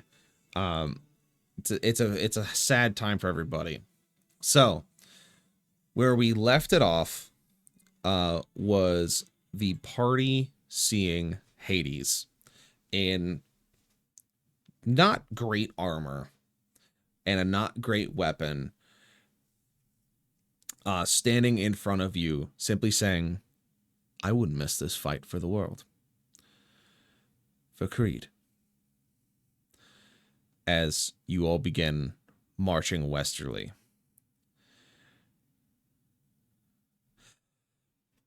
Leandros leads the front.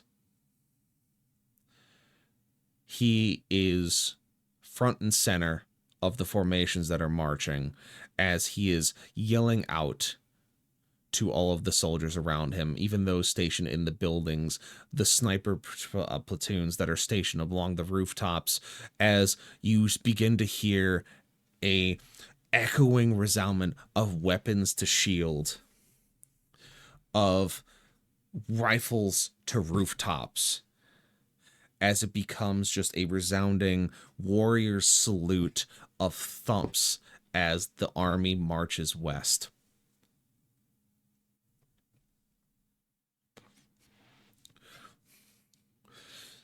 And as you finally reach the western gates of New Haven, the artillery going off as rounds are being sent out far, slamming into the ground with echoing explosions. The formation spreads out as Leandros takes center point.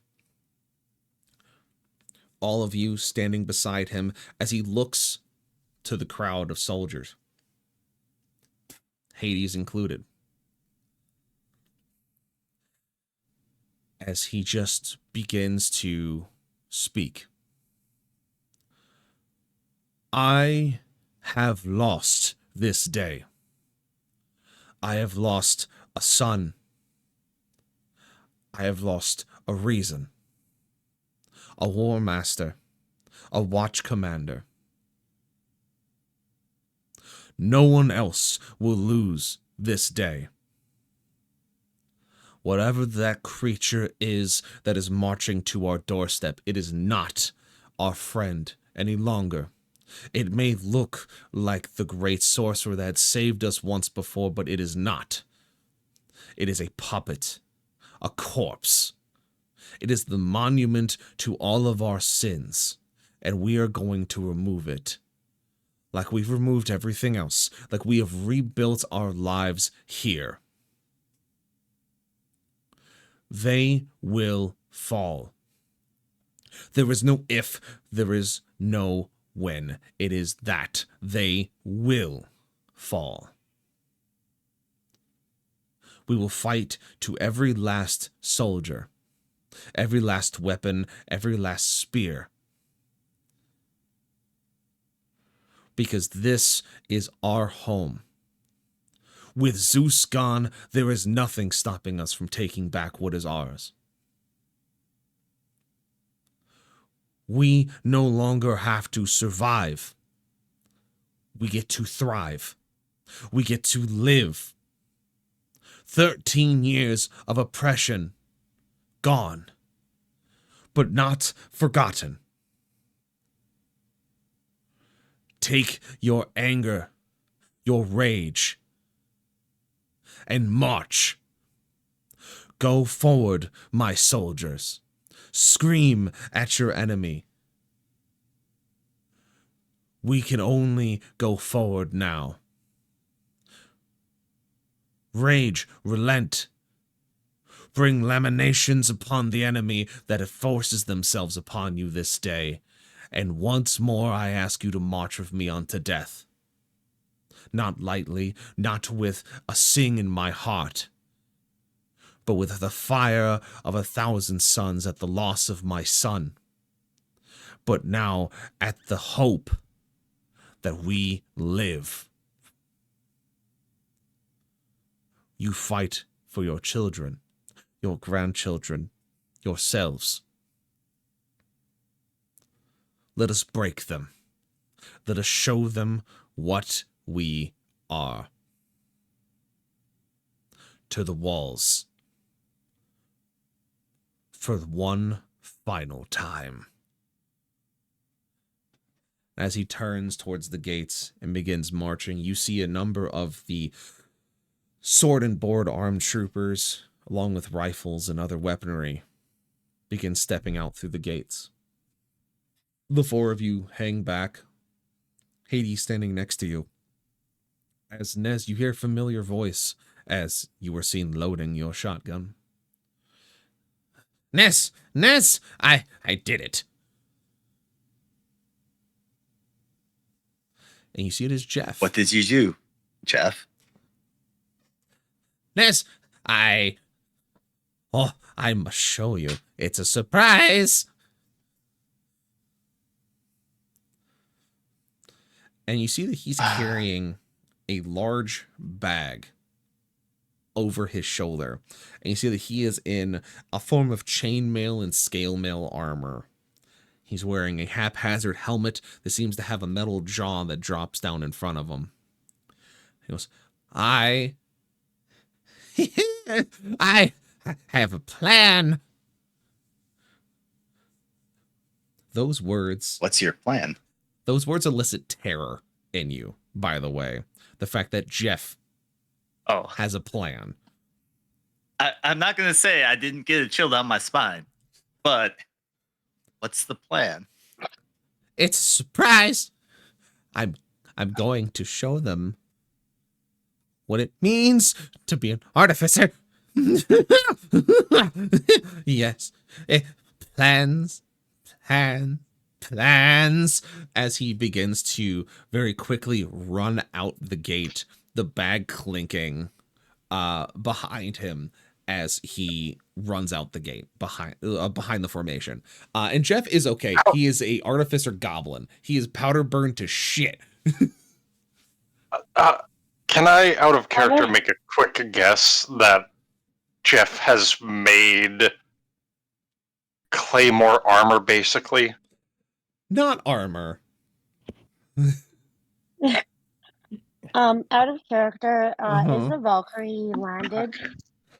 It is hovering above you, but you could ask it to land. It is connected to your brain bits. I would like the Valkyrie to land. I need to check on my mushroom, because it could be an orc by now. As you ask the Valkyrie to land, the ramp opens as the Valkyrie speaks to all of you, saying, if you have anything left on board that you would like, now is the time to retrieve it. I'm going to mad dash to my room to check on my mushroom orc. Before you can even make it up the ramp, you see a large figure walking down the ramp, clad in very loose-fitting purple clothing. He carries 2 large axes in either hand. And across the field, you simply hear, "Oi! I heard there's some good teeth. It's about fucking time." I'm just going to run up to him and hug him. My mushroom! Listen here, kid. The name's Gorbaz, you know it. Keeper of the teeth, the snakiest boar, the choppiest of choppers, and the biggest of them all. No, what you do? Why you hugging me? We got shit to fucking kill. And I'm just going to... Let's go get him, Gorbaz. And I'm going to look at the rest of my compatriots and be like, told you he was real. I heard that was a big loss of our war boss. That's a terrible shame, Yeah. it is. But you know what that means? It means we have got to get more teeth for the goblins to hold them a real good fucking funeral. So I think those lots out there got some good fucking teeth.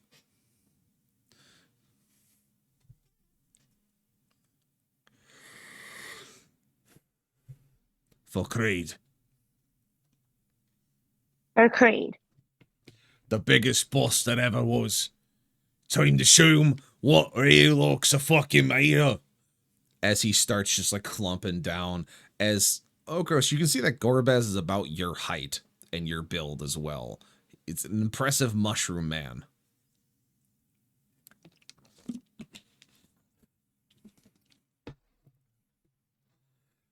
And so as you see Jeff the Goblin sprint off towards the battlefield, you see Gorbaz, the Keeper of the Teeth, coming down the loading ramp, as you all have a chance to go into the Valkyrie and get any last remaining equipment or gear that you may need.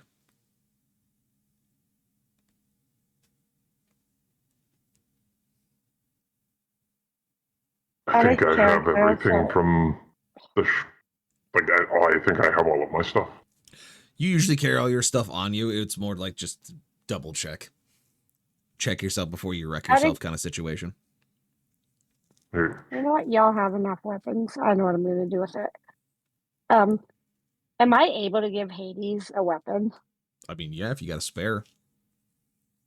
I have the Parasite Fang Whip. That you do? Uh-huh. Okay. So you give Hades the Parasite Whip. He I'm kind going to of... walk up to him and be like, present. I don't... Why is it twitching? It's been in my backpack. I don't know how to use it. That's for you to figure out, and I'm going to boop Hades on the nose. And he's just sitting there holding a whip made out of sinew and flesh that's twitching in his hands. He goes, why are you leaving me with this? As you just like, you're running back to the rest of the group as he's just kind of standing in the middle of a field, just kind of like looking around. I'm going to call over my shoulder. Figure it the fuck out. I think you said similar words to me once upon a time. Touche, I guess. As he just kind of like slumps his shoulders. He's kind of like flicking it around like he's trying to get a feel for it. She's like, yeah, fucking, I guess if I do this and it does that and it's fucking... And he's just kind of grumbling to himself. And as my laughter echoes through the wind. Yes. Anyone else have any last minute things they want to do?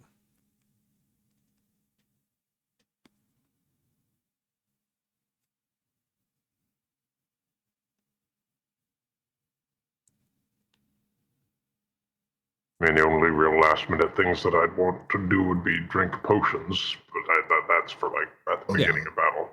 I mean, that's fair.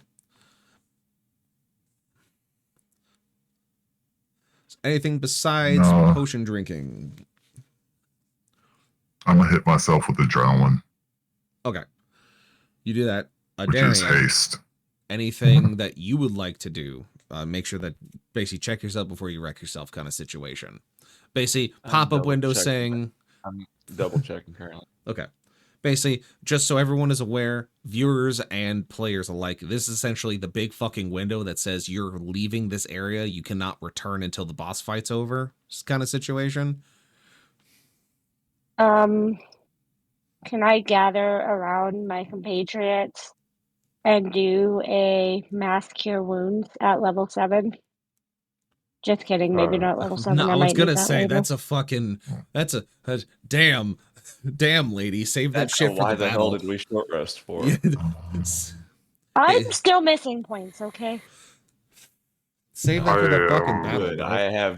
I'm only missing a single hit point. Is beer a I potion? am full.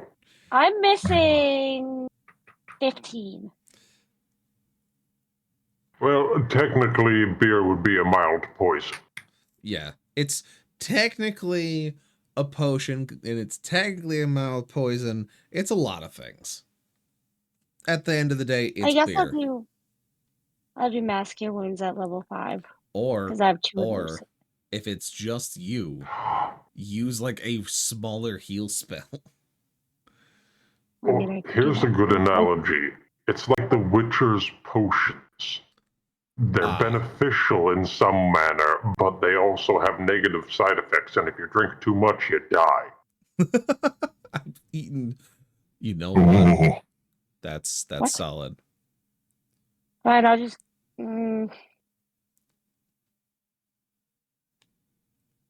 What's up, Stealth? I saw you ding me. What's up, bro? Lucifer will do Protector too. Okay. And I rolled an 8. So 8 plus 10 is 18 temp health to everyone. Nice. Very good. How do I Very do good. temp health? Which was the max roll. It's the little dashes to the right of your hit box. Like where you have your hit I points, see it's it. the little dashes. Yeah. Yeah.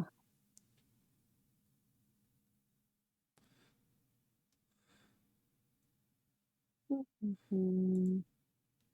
And then I'll just cast Cure Wounds on myself at first level because Okay. it doesn't let me do it at any other level. Fair enough. 8. There you go. You get more hitty points. Fantastical. All right, so at this point in time, I'm basically asking all of you to confirm you'd like to press the OK button and Yeah, I'm good. move into the boss fight. And Kaidana is still a BB.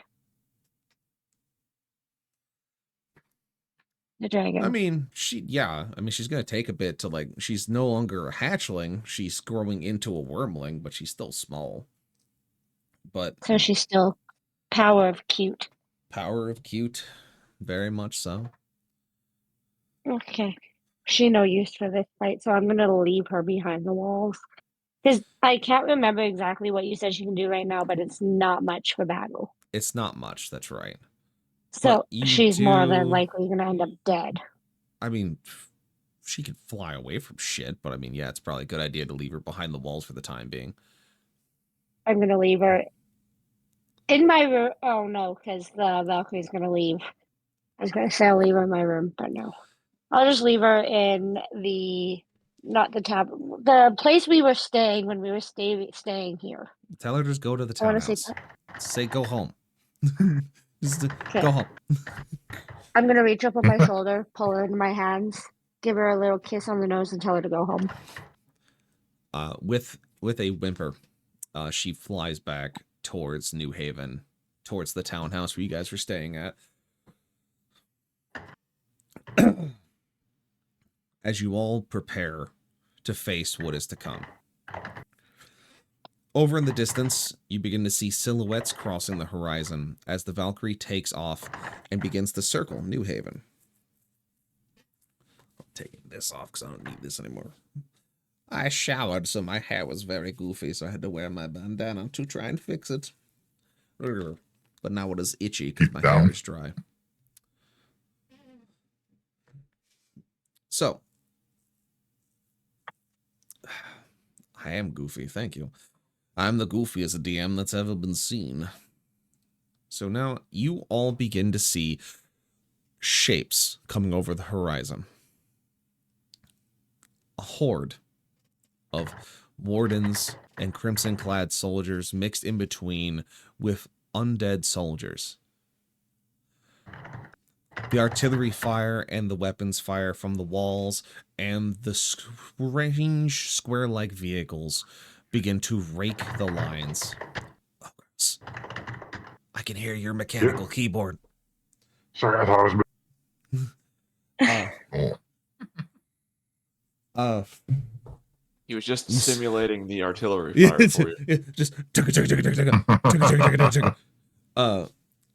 so you begin to see weapons fire and artillery begin to fire in higher intensities towards the approaching horde. Limbs and bodies flying in all directions as they just continue to approach. You don't know the number. It is, at this point, too large for you to count at face value. But you can see that in the front of it is a man that does not look old. He looks younger. 30-something, you would guess.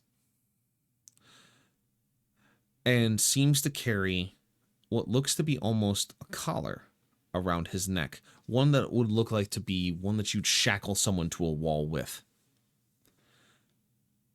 Thick metal, and blue highlights kind of punched into the steel, as he carries a large staff in his other hand and a sword in the other.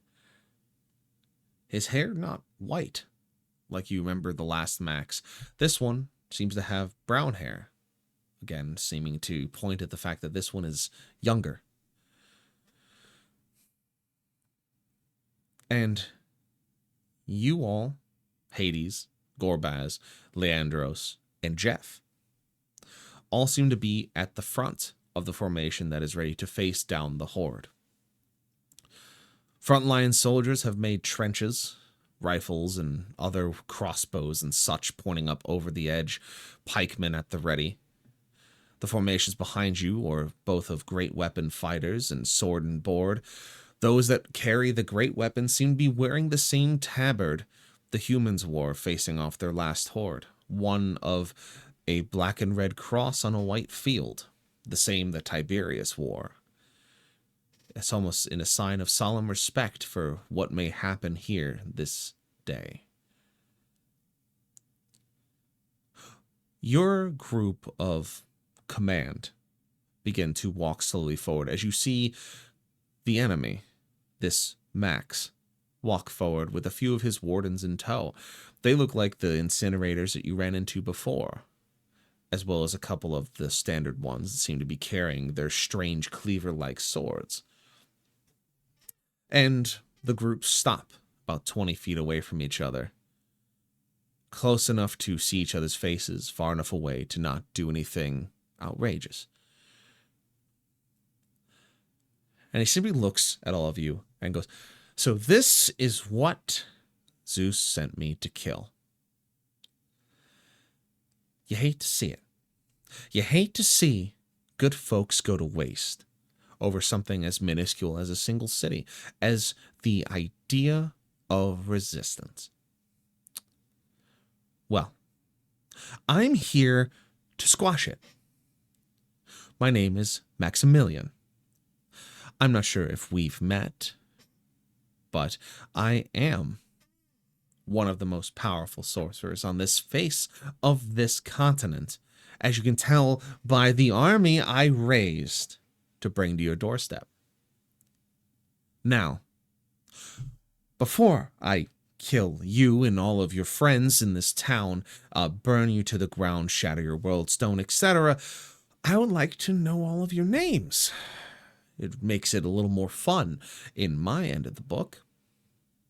So why don't you just introduce yourselves? Give me a little understanding of who I'm going to be fighting before our armies eventually clash into each other and I just run you over.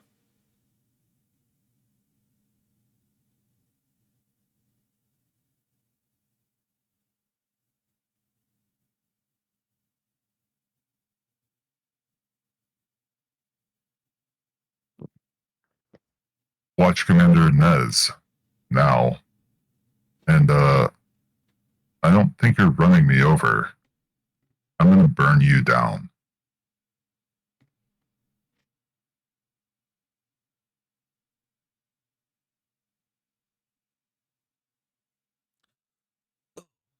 Watch Commander Nez. It seems like someone got a promotion. I wonder why. Terrible shame, that is. What about you? Big, tall, stoic, quiet type? Lion folk? You got a big hammer there. You look real scary to me. What's your name, big guy?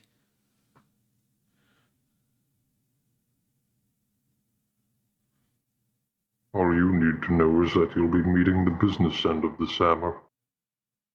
Ah, old intimidation technique. You love to see it, love to hear it. What about you, blue skin? Huh? Are you some kind of wet elf where they get you at the discount store? The name is You Don't Need to Know, and just remember, I never forget a face, but in your case, I'll be glad to make an exception, especially when it's laying in the dirt, because, fuck you. Oh, creative. Like it. That fucking stung a little bit. Oh, and then I know you, Leandros. You're a new greenskin orc, big axes. You know, you scream stereotype. We'll pass over you. Oh, and is that Hades? Oh, Hades, buddy, what are you doing out here? You're supposed to be back hiding away from me like a coward, like when you ran. No?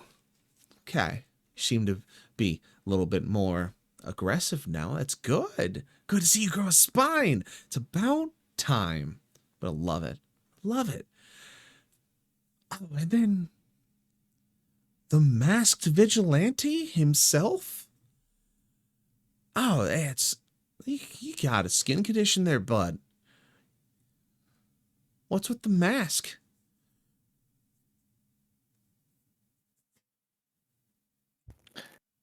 Adarian doesn't say anything to him and just flips him off. Oh. Love the silent types. You guys have a real creative batch here. Oh, well. It's going to be fun fighting you anyway. I mean, it's not going to be difficult when I can just snap my fingers and just, smite you like this. And he snaps his fingers and he points at you and nothing happens. It was... Or is gonna laugh, grab her dagger, and slash it across his face if he's close enough to her. He's not close enough yet. Okay. And he's still protected by wardens. So you would know that's not a good idea. I thought he came and stood in front of us to talk shit. No, he is talking shit in front of you about 20 feet away, but he has 6 wardens with him. Yeah, I thought he was like right in front of us. No. He snaps his fingers and nothing happens. He goes, what? Fucking stupid collar. And he snaps fingers again and nothing happens. Or is gonna burst out. Having performance issues, are ya?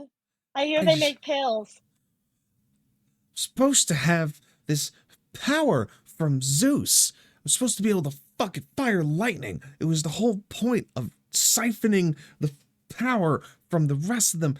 And he points at you again and he snaps his fingers and nothing comes out but a little spark.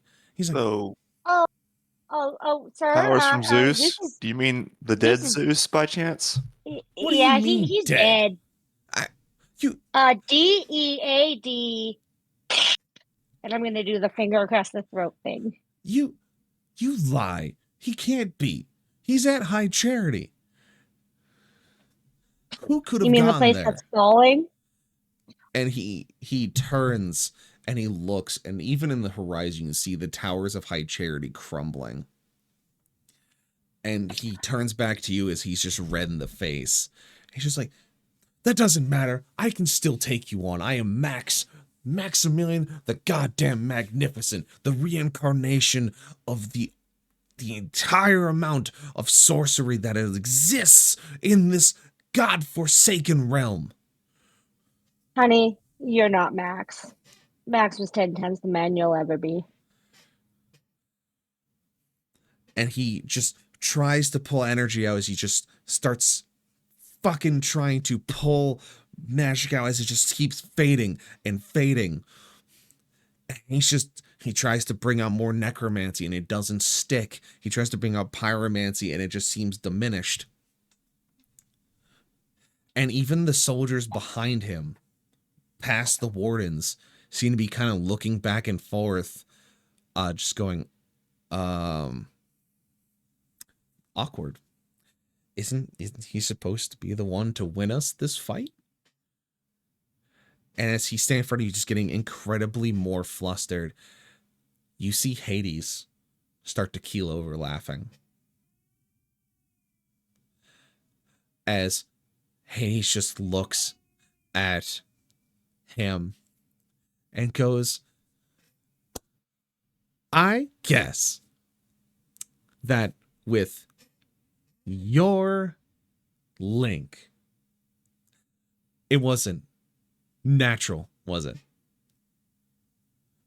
I'm gonna guess that there was a failsafe. This is wonderful. Do you guys hear that? He has a fucking failsafe. He's an attack dog with a leash shorter than his own dick. Look at him. And Quick out of character question. Yeah. Quick out of character question. Was Zeus dying and Max losing these powers? Does that mean they go back to the original gods? Just out of curiosity. We're going to get there. Okay. Hades looks at him and goes, you had a failsafe put in you. Zeus always hedges his fucking bets, doesn't he? Never lets anything outside of its play zone without having make sure that there is a nice little off switch. If I am to guess anything from how Creed must have killed your dear creator, is that he's no longer on this plane of existence. Not dead. Gone. Disappeared. Which means your powers are gone. Mine are too. But now you are just a copy of a man who doesn't know how to use his own fucking magic. And you were making this big fucking crescendo? Man, you are such a fucking waste. And as Hades just kind of steps back, you can see past him that the undead soldiers that were formed have begun to fall apart and collapse where they stood. As now what's only left is what was left of the Crimson Battalions and the Wardens. And then, of course, you guys versus Max and his 6 Wardens. You can see that even Leandros is smiling. And as you're all kind of standing there watching the army behind you, or behind him specifically, fall to nothing, as his magic has been removed. Zooped, if you will. Nez, you feel a tug on your shirt. I look to the tug. You see Jeff next to your legs, kind of bouncing on his feet. As he goes, Ness, plan? Jeff do plan. Jeff plants. Jeff do plan. Jeff do plan. Jeff, what upgrade did you do to what I gave you? Jeff do plan. Jeff do plan. Let Jeff do plan. Jeff. Approved. Yes! As Jeff pulls out of his bag a hammer with a claymore on the end of it. As he charges Max.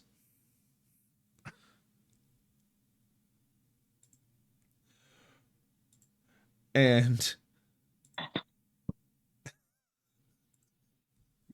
hits him with a 23. Surprise, motherfucker. You see Jeff maniacally laugh, pull this hammer out of his bag, sprints at Max, and swings it. And as he makes contact, you see Copy Max, I guess we can call him, see the goblin charge him. The wardens go to turn to try and intercept, but they're too slow. As Jeff leaps up at him, maniacally laughing, as you just hear the last words of Max going, no, as you see the hammer make contact. And you see just legs left. As Jeff hits the ground, yelling, plan, as he gets thrown backwards by the concussive force. As do the wardens remain standing? The wardens remain standing, but very confused. Okay, Aura has something to say after this. The wardens are still standing, as all that's left of Maxi Pad, Copy Max, whatever the fuck you want to call him, is just his legs. Everything else has been vaporized.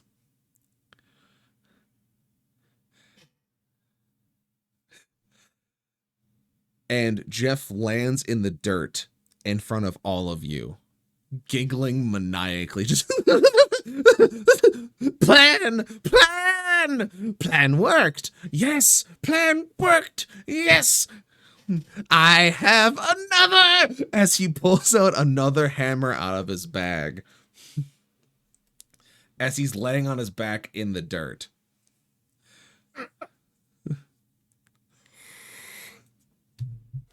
Okay, Aura's gonna catch the attention of the wardens while Jeff Yes. does Jeff. And say, I ask you now, not out of weakness, not out of fear, but out of truth.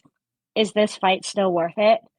You followed a leader who once gave you hope, a cause that once felt righteous. You believed in something greater than yourselves, and maybe once that belief was enough to carry you through the fire. But now, look closer. That leader you followed is dead. The words ring hollow, their decisions end here. The vision is no longer clear, and the weight of all of it is now on you. And yet, still, will you march? Will you fight? Will you bleed? The wardens take your word in. As you didn't do a lot of research with the wardens, but if you did, you would know that they were connected to one specific person underneath Zeus's control. Unbeknownst to you, that person was thrown out of a window before Creed dealt the final blow. And the wardens look to you. They look to the army. They look back. And the 6 that are standing in front of you that seem to be special to a sense. They seem to be primes. Their armor seems to be of specific decoration. Their weapons seem to be better. And as they all pull up and they pull off their chrome masks, you see a face that looks akin to Nez.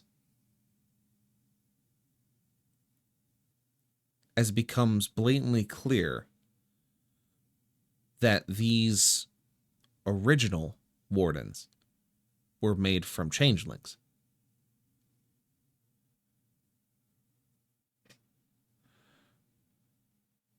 And the 6 of them look to you, and then they look to Nez, and they go,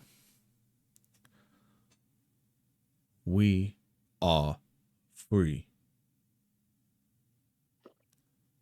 A man chooses, a slave obeys. There are no more chains to keep us." And they begin walking past you, throwing their masks to the ground as they now stand behind you.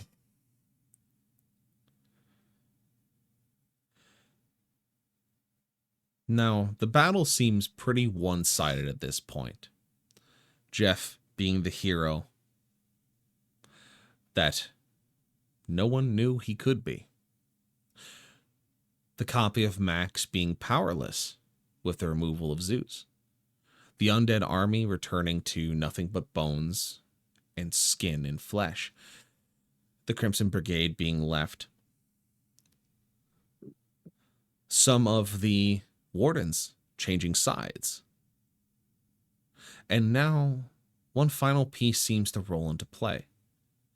Aura, I need you to roll me a D20 by itself. A D20? Yes. Okay, un momento, por favor. If you would like to try it, you can do it in chat by doing !D20. Or you can do that. I got a 5. Boo. So, no voices come to your ear, as divine intervention does not occur for you. No dragon.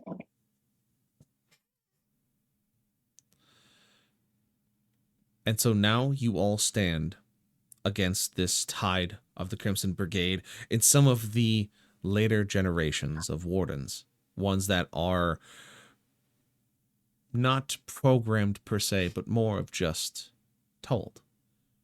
They have no minds of their own. They are told to simply go forward. But now the battle seems strictly more in your favor. And I will simply say that over the course of the next 2 hours, the armies will clash. You all will walk back to your front lines, the prime wardens in tow, as soon as you get past your own friendly trenches where your crossbowmen, your riflemen, and such lay in wait, as soon as you're out of the danger zone, every weapon available simply turns and opens fire. Rounds being exchanged between the two groups as you all stand ready. The first few volleys going out, dropping 10, 20, 30, 70, 80, 90 of these Crimson Brigade soldiers, some of their wardens falling in turn as the first wave begins to prepare themselves.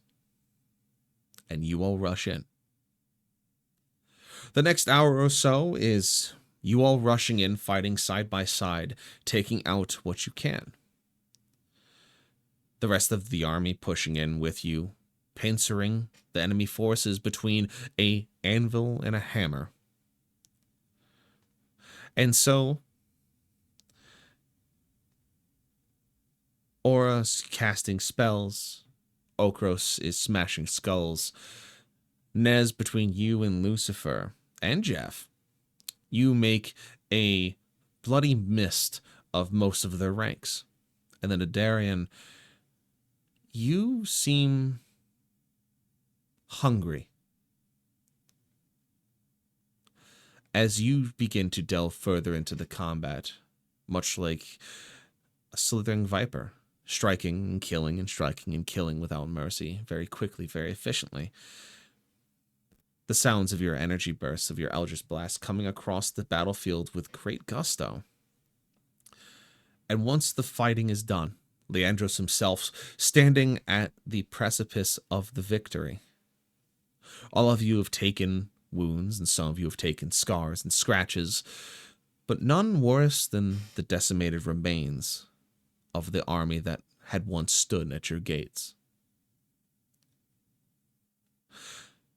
As the front soldiers go and check the bodies, make sure that there are none hidden among that are survivors, trophies being taken, weapons being absconded. Leandro simply raises his sword above his head as cheers echo through the walls and outward.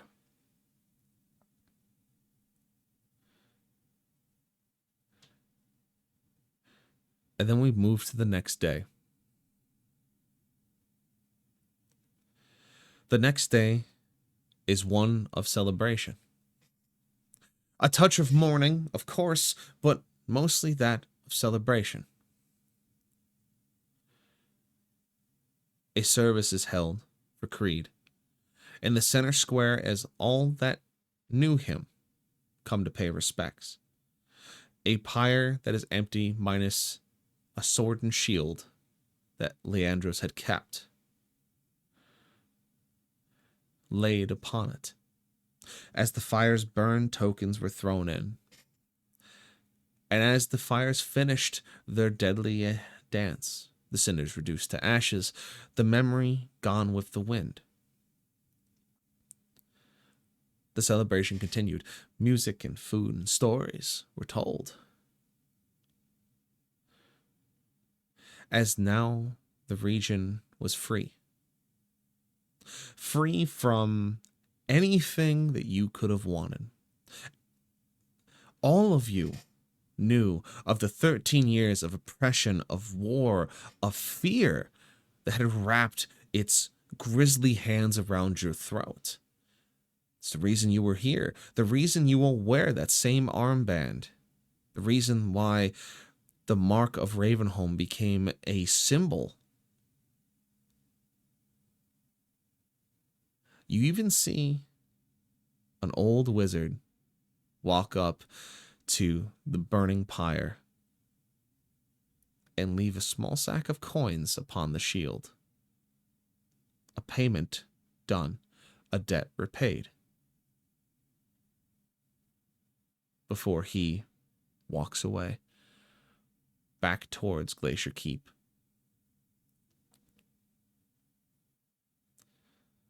Aura has a speech. Agreed. As the banquet hall opens, food made and prepared and served, as soldiers are there to celebrate the day, the victory, the loss of those that were lost in the field in the defense of New Haven, of Thurible, of the broken talon of Westmunster, of their watch commander. Leandros motions to you, Aura.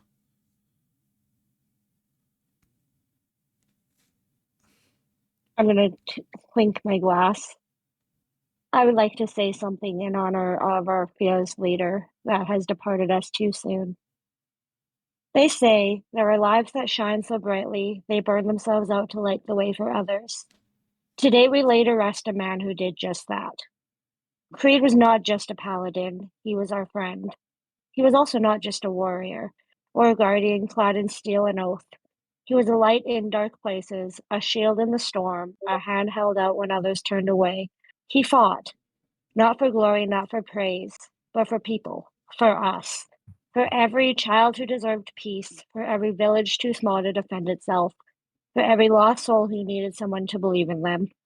And when the final hour came, when the sky cracked and the earth trembled, when others faltered, Creed stood firm. Not because he had no fear, but because he knew he was fighting for, because he knew what was right, because his life, his very soul, was a gift he was willing to give if it meant others could live. And he gave it freely.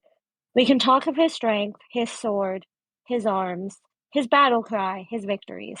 But what I will remember most is his kindness. The way he looked at the world, even after everything it took from him, and chose to love it anyway. He could have walked away 100 times in the last 13 years, but he never did. He chose us. He chose this team. He chose this region. And now we must choose to live in a way that honors him, not just by remembering, but by carrying forward what he stood for: justice, compassion, courage in the face of hopelessness. The land he died to protect is safer today. Fields will grow, children will laugh. The future, because of him, is still possible. Let that be his legacy. Let our grief be a vow that we will not let his sacrifice fade into silence, that we will build something worthy of the life he gave. Creed is gone from this world, but he is not lost.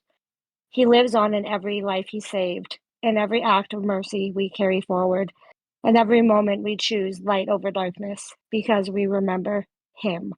Rest well, brave soul. You have done your duty. We will not forget. And you will always be my second father and my leader for life.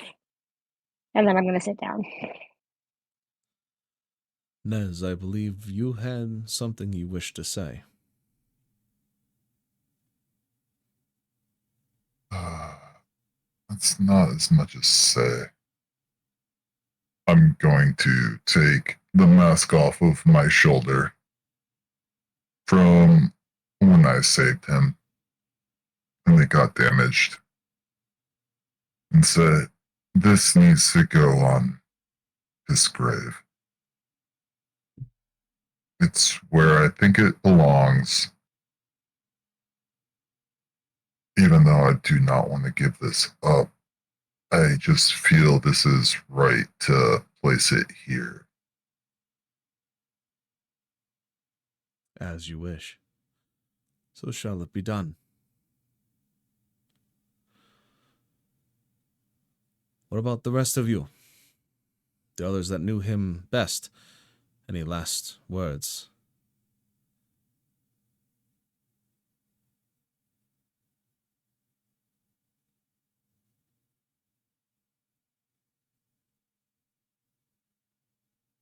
You said there was a pyre?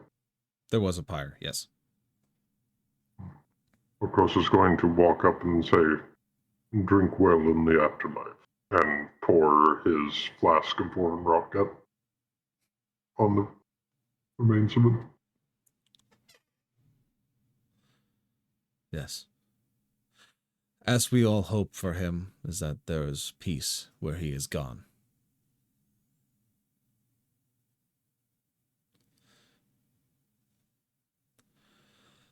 Anyone else wish to have their last words?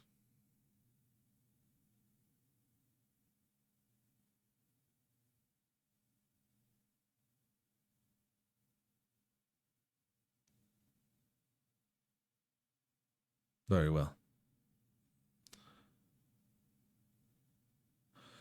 Today is the day that we fought and won for our freedom, our independence from this oppression. But let not today be one of mourning, but one of celebration. We live for him, for us, for everything that we have done. And that is more than enough. Now. And then Creed walks out, giving himself a eulogy. No, shut your mouth. You are not getting a Doctor Who thing in this situation. That's painful to me. I'm sorry, I couldn't resist throwing that out there. That was good. That you got me on that one, bud. So, celebration ensues. Food is had, drink is had, food is eaten. And then we begin to look at what happens afterward. What happens the weeks, days, months past.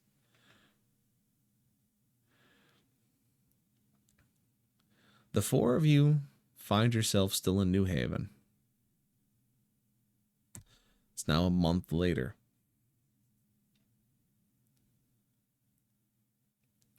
Aura, your dragon is now the size of a wormling. Not a little bit bigger, a pseudo-dragon, if you will. I don't know. So they are about, I would say about 4 feet long, a little bit bigger, able to fly independently for long distances. And they seem to have bound to you relatively well. As for the rest of you, it's been an easy month. It's been mostly rebuilding, fixing, trying to make things better than they were. And you've done so with gusto and utmost care. A statue has been crafted of Creed in the center square that sits in front of the World Stone. It's been built from the scraps of the weapons that were taken from the Crimson Brigade and the soldiers that were fought. The steel melted down to create a living eulogy. And it simply stands as a beacon, as a testament to those that came before and those that will come after, to the strength and understanding of what Creed represented.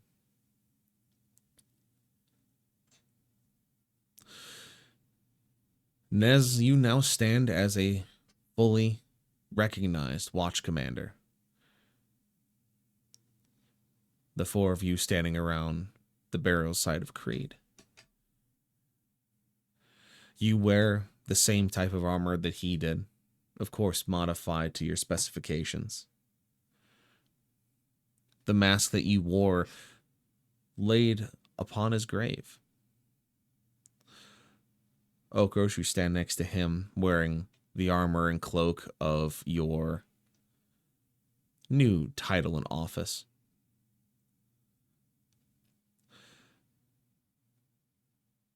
Aura, you were, well, contacted is a strong word. You were spoken to by the Dragon Spirit again, as it mentioned that there was someone waiting for you. And it led you back to a druid cell that stemmed from your family.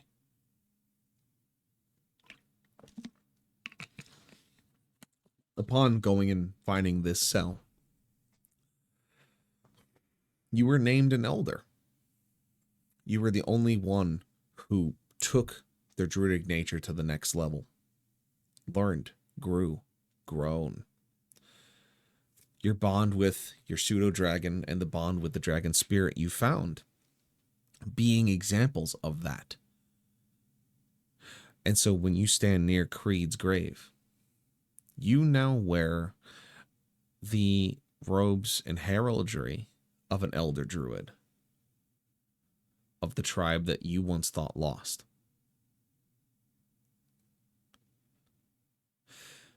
And Adarian, through your actions, your sacrifice, your heroism, you of course have been offered a position in Ravenholm if you so wish it, but otherwise, you've been made a very high-ranking medical professional, as well as one of Clem's very close advisors when it comes to Arcana, as he has deemed you a very necessary and intelligent individual for him to speak to about certain things.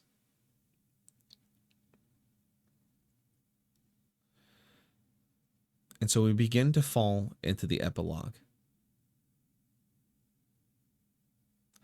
Each of you having a place in a story, as the ends of your stories may not be here. Maybe further down the line. Maybe if we have a nice little bonus session, I'll be able to read out everyone's epilogues if we wish. But for the most part, that is where you stand. The world kept on turning, even as the threat ended. High Charity reduced itself to rubble and fell into the ocean. The far west region, now with the gods gone or powerless, simply began to return slowly but surely back to normal. The hags were never able to establish their throw for power, as someone never turned on the fourth stone. So unfortunately for them, their box never worked. Pandora's box remained closed, inactive, as the only person that could go and turn it back on would be Nez, having to go to Martyr's Wake. Unfortunately for Nez, the only key to get into Martyr's Wake was the Crucible of Sin, and that's now at the bottom of the ocean with High Charity.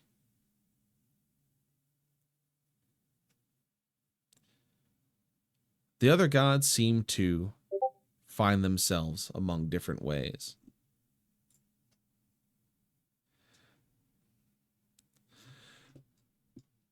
Shiva, of course, continues to defend the cradle of life, eventually rebuilding the towns and bringing life back to this oasis, even stretching his influence to Adriel Cove and Skowdoon, fixing whatever issues they may had, including bringing a life back to the scorched sands.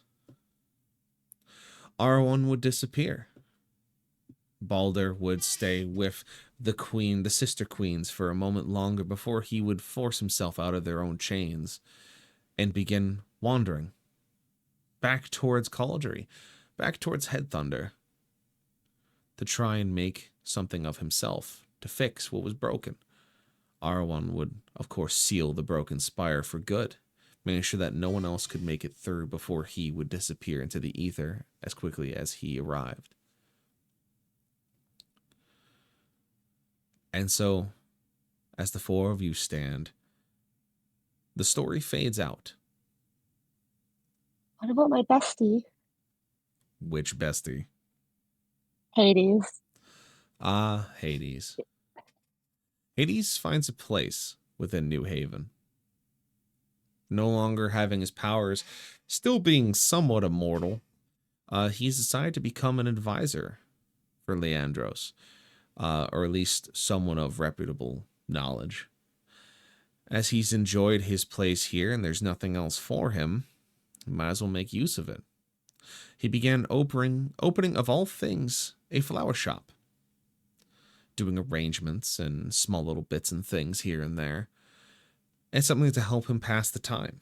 His arrangements are actually quite gorgeous, and he finds himself quite good at it, especially since now he has no other jobs to worry about, no other magic, politics, powers. He can just exist.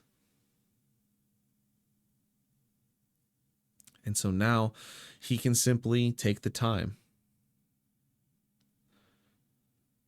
He can take the time to plant the flowers he wishes to grow, all seeming to do it with, every time he plants a flower, a solemn look on his face for a moment, until as he sees the flower spring up to bring a smile to his face.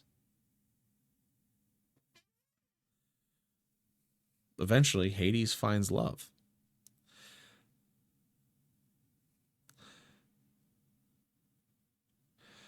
It's through here he meets someone by the name of Persephone. Someone who lives in New Haven that seems to have wandered themselves into his good graces. And, of course, they hit it off and they go about their ways. As for everything else in the Vale, it continues ever slowly. The world continuing where it all ended.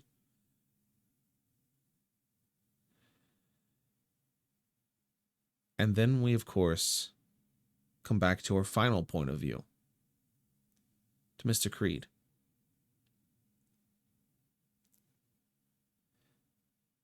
You are sent off with the blessing of your patrons. The world going to black. As you find yourself standing in front of one particular person.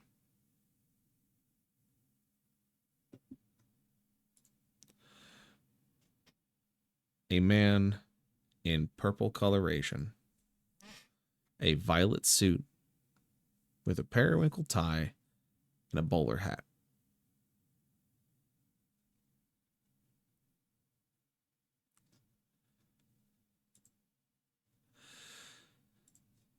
Creed, I just simply wanted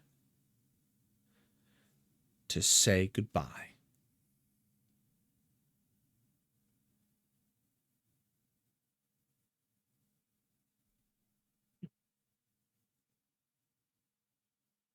Creed is going to extend his hand. It has been real. It has been fun. But I wouldn't say it's been real fun. Oh, it's been quite a joy for me, watching you do everything that I could have imagined for you and more. It has been real, and it has been fun. And he reaches out and he squeezes your hand. He goes, now you have earned your peace, your solidarity, your eon of darkness, or your heavens, or wherever the cosmos decides to drop you off next. I release you. No more ties, no more games, no more times. Just you and the choices you made. You did everything right. You saved the lives of a lot of people, including your party on multiple occasions. And of course, why would Bill not want to see his favorite mercenary once more before you finally enter the break? You know what? I have only taken from you this entire time, and I feel like, having done everything you've done, I feel like I should give you something in return.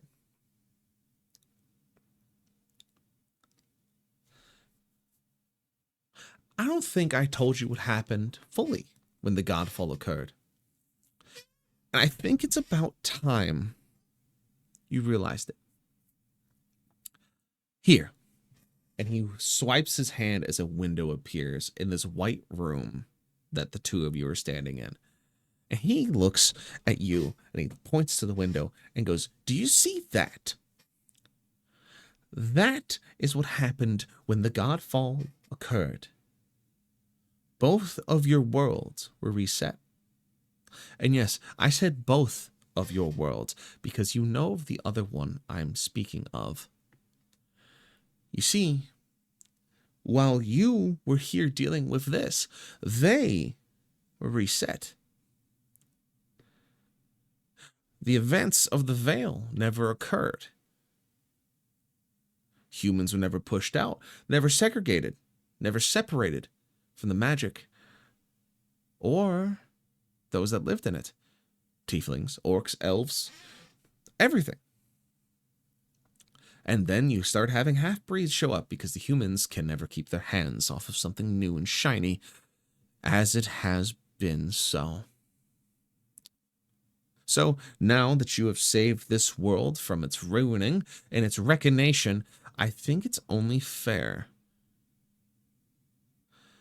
to give you a chance to live. I know, it's cliche. You just sacrifice yourself to take out Zeus, and I'm asking you to live.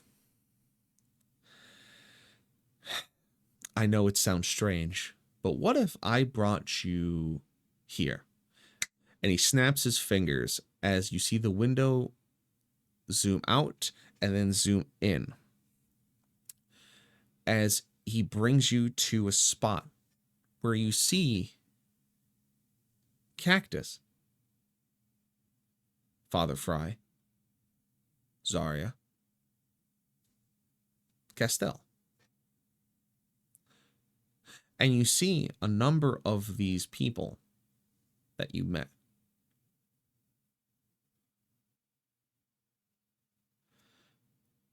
And you recognize their faces. And you see it as they're sitting at a cafe that they have other individuals walking past them that seem to be of the same origin as you. Tieflings, orcs, elves, dwarves. They all look the same. 3 of them human, minus 1 of them, which seems to have cat ears and horns simultaneously. Very strange, very small cat girl, which you can only assume is this Cass character that you heard of. He goes, you always said that you were sad that you could not go home with them. Now you can. Would you? Would you like to go home? It's your choice.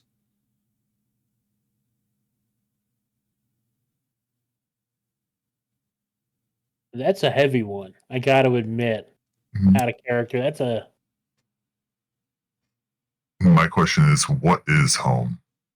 That's the question though, because And that was in character though. That question. Yeah.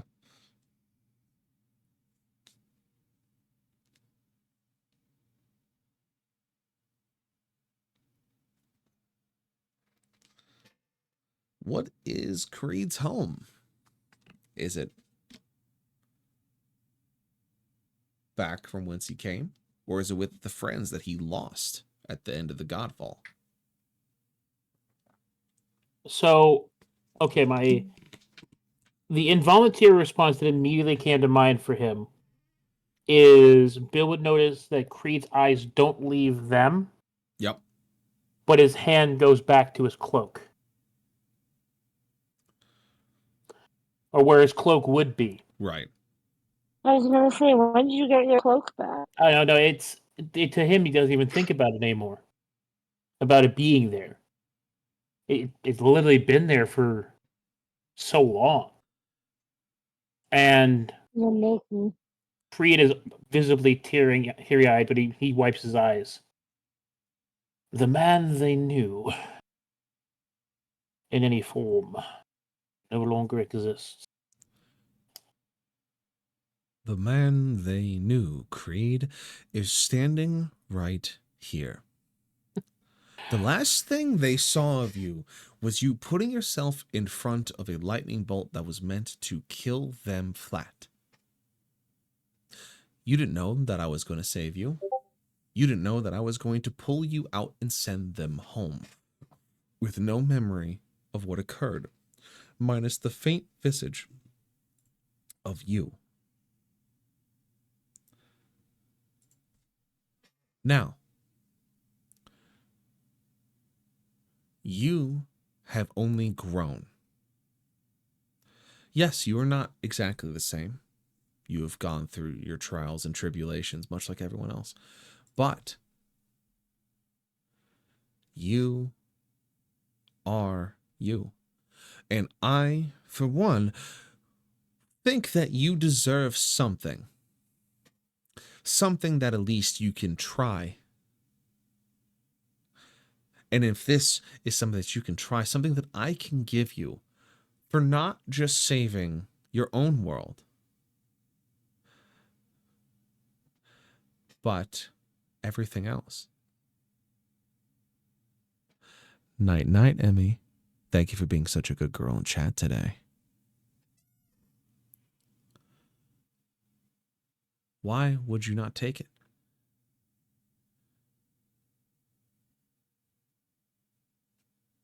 For what I've given, for what I've done, both good and bad. What occurs to me more than anything is it gets so close to what you want, and in the end you don't know if you truly do. But all I can think is something you told me a long time ago. I'm willing to bet out there, and he does the sweeping arm gesture into the I guess the void around us. Mm. I'm willing to bet there are a lot of shall we say, wrong places and right times. And if I may be so bold, I think you have the right man. As to what I want, well, and Creed's going to hold his hand out again. My loyalty, my honor, and my heart may be to Leandros. But sooner or later, I want to see him. But in the meantime, and he's going to give like a wry smile at Bill, I've never been much for inactivity and sitting around. Very well. Let's get you into something a little bit more world-friendly, shall we?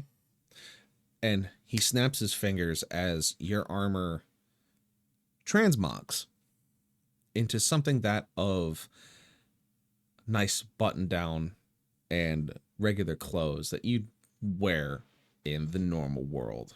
Something equivalent to, I don't know, maybe a nice set of tunic pants and a blouse kind of situation. Something that would fit Creed as casual wear to kind of walk about the street. Anyways, now let's make you have your entrance. And he just kind of swipes towards the window as you see yourself across the street from the cafe.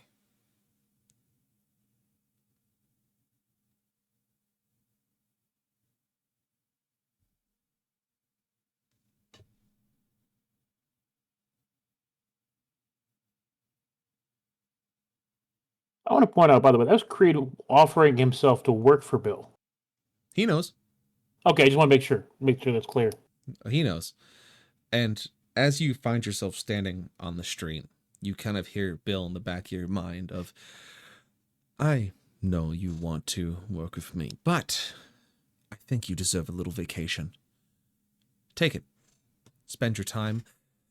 I will find you when something else happens. But for now, enjoy it. Live. You've earned it beyond every reasonable doubt. Goodbye for now, Creed.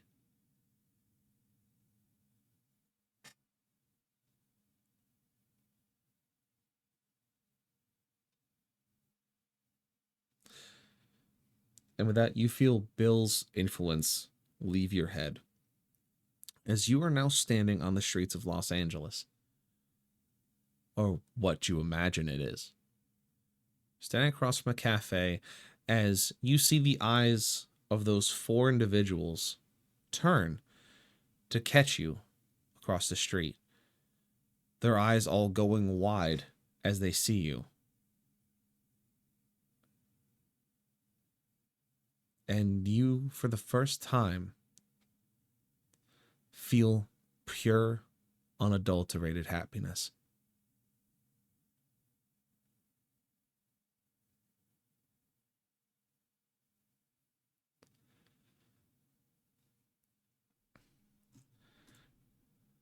And so as everything else comes to a close, everyone's stories in threads of fate tying up nicely, Adarian goes off to work with Clem. He admits of the situation he has found himself in, the pact that he has unfortunately wrought upon himself. He takes the time to work with Clem to find a way to break it. If he'll be successful is a story for another time. As for Nez, now as Watch Commander, what do you mean get cast and call? Don't tell me what to do. As Nez is Watch Commander, he works on creating weapons and explosives and such that would help against rogue gods. Anyone that may still be left over from the godfall and the otherwise loss of leadership, he begins to make counters. Learning from Hades and finding ways that hags are so that the hags could not take power. Always looking back at Creed's grave and seeing that burnt mask that he left behind. Remember the time that he saved him and wondering why he couldn't save him again. But the thought always passes by as his work pulls him forward. He knows that if Creed didn't believe him worthy of this title, that it wouldn't have happened. But here he is.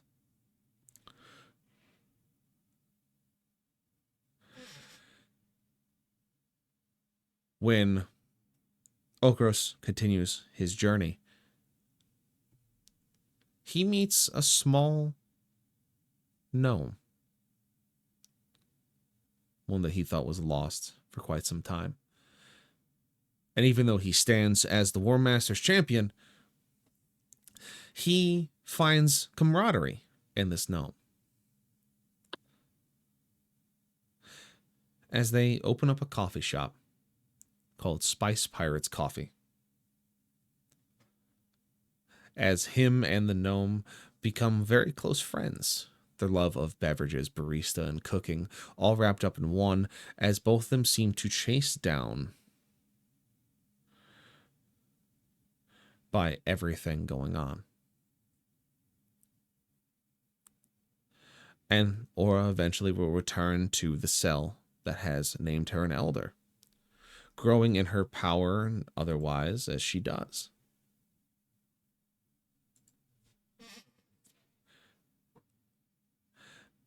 And then finally, knowing that she has grown, her maturity grows as well. Eventually, she's greeted by a dragon on her doorstep. A blue one.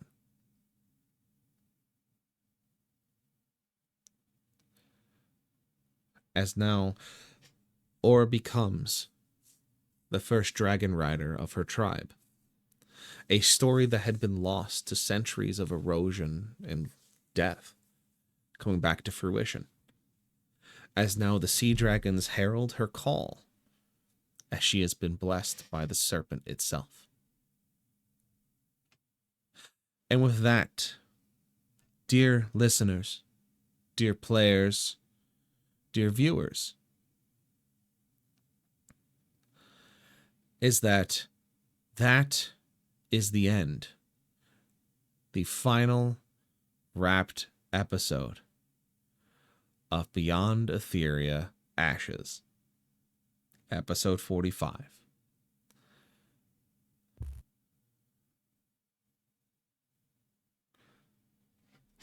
That is a year and 3/4 in the making, where our 2-year anniversary would have been August 7th. Mm-hmm. So And before like the curtain falls, I want to put my arm around my compatriots and be like, "We've come a long way since that bear, haven't we?" Not the bear. And the curtain falls. Session over. So yes, that is the end of all of it. Zoe, you had something you wanted to say. I wanted to ask you now that it's over with, Grim. How many episodes do you think we cut off when Creed basically cheat coded to Zeus and one Fucking shot him? like 6. Like there is at least like 6 episodes that I was thinking about of being like, oh, it's gonna be like the fight, and it's gonna be this, and it's gonna be the big confrontation, and March on the High Charity, and all this other stuff. When he succeeded the role to actually pull Zeus to the door, I saw the cogs in your eyes turning. I saw the old AOL loading symbol. Like, hold on, this wasn't supposed to happen. Yeah. Well, I have to say, what got me was I was like, okay, hang on a second. If he's this big and he's this beefy, how am I supposed to get him to fall down and get to the portal? Wait a minute. Where am I? On it? Where am I, buddy? You're just mid sternum. I was like, oh, I know the perfect way to make this happen. It don't matter how tough you are. You take a hit, your marbles hurt. I am sorry, but I'm not sorry. It's just the campaign ended with a dick punch. That is, if that doesn't encapsulate Grab his dick and twist it. if that doesn't encapsulate my fucking campaigns in a nutshell, that is it. It could be worse. Like, it could always be worse. It could. So yeah, it was definitely I was as Cass said, as I fixed my hair so I can put my headphones back on, I was banking on those episodes to buy me time to edit the Strahd campaign. Because of the fact that I was like, oh man, I have to finish rewriting Strahd, as well as like trying to finish the book that I'm writing. So I was like, shit. And then Creature's like, I'm doing it. I was banging against it. I was like, fail, please, fail. I will admit, I was trying to figure out how to really game the system when you're like, the other prophet is there. I went, oh no, this is, and then you're like, Zeus grabs him by the neck and throws him off the building. I was like, oh, well, that solves one of the problems. Yeah, low key, as like grim as it sounds, pun intended. I was hoping he failed too, because I wasn't ready for this campaign to end yet. Yeah. I was like, come on, Creed, fail. Fuck. All right. Yeah, So I saw where it was going immediately. My first thought was, Grim, help. I need more. Not done yet. I'm not done. As grim as it sounds, valid statement. Yep. So let's do our final breaky downy for Beyond Etheria Ashes. For this, I want you guys to think back to where we first were when this whole thing started versus where we are now. I want you to think back on you as players. Shut up. I want you to just think back as you as players, how much experience. I gotta kill that fucking command now because there's no more fucking Ashes of the Wake campaign. I gotta fucking change that. Anyway, we'll fix that later in post. It's fine. So yeah, let's think back to like where we all started, because for most of you, this was either your first or second campaign you were in with me as new players, like had touched it maybe before, had done D&D a little bit, or were like brand fucking spanking new. Some of y'all were in my Siege of Etheria game that's specifically Stealth and Rexus, and then Adarian, Zoe. And Creed was there, wasn't he? He was not in Siege of never Etheria. mind. Zoe, you're fucking basically fresh coming in, and then Aura, Jenna, you're fresh as fuck when we started. Mm-hmm. And so when we do our breaky downies this time, really pull deep on it, and let's talk about a little ups and downs. And then we'll close it all out. We'll put a nice little fucking bow on it. We'll do some big congratulations to our players. I will give a little bit of high points and low points, and then we're gonna wrap everything fuck up, close it, and then get ready for the next one that I'm going to start writing or finish writing. So, Mr. Okros, Mr. Rexus, I guess you and Nez, or you and Stealth, can now consider yourselves veteran players. You've now been through 2 campaigns. Indeed. So, let's do some breaking downies. As you can go as far back from the beginning to as close as we are now. It does not matter.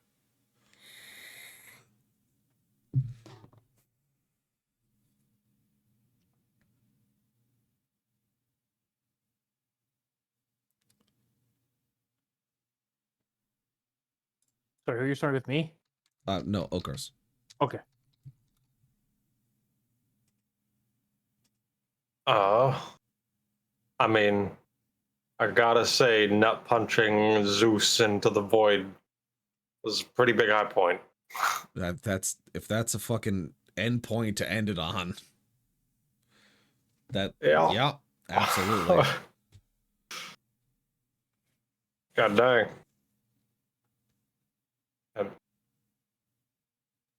Rest in peace, Creed. I mean, kind of. He seems possibly still alive. No? Who? I don't know. There He's was talking weird. Creed. Yeah. Oh, yeah. Creed Oh. is technically alive in a different timeline. As far as we know, he's dead. Yeah. Yes. It's he basically got a chance to live the life that was kind of stolen from him. He got sent home. Basically, at the end of Beyond the Veil, all the human characters or that were essentially isekai into the world got sent back to their world, and he did not. He got pulled out and sent to the future to fix this fucking problem. And so basically he got a choice to either go back to the Glass Keep in the timeline that the Godfall never happened, or to go back to Leandros, or to go home with the friends that he made during his first time kind of stepping out into the world. And he chose to go see essentially his human friends that he found out, that he like bled with, fought with, saved their lives, they saved his, all that stuff. So basically he got his happy ending. He didn't just get fucking black screened. He actually got a happy ending. It's fine with that. He didn't even have to pay $5. Didn't even have to pay $5. Cheap here. It's Damn cheap it.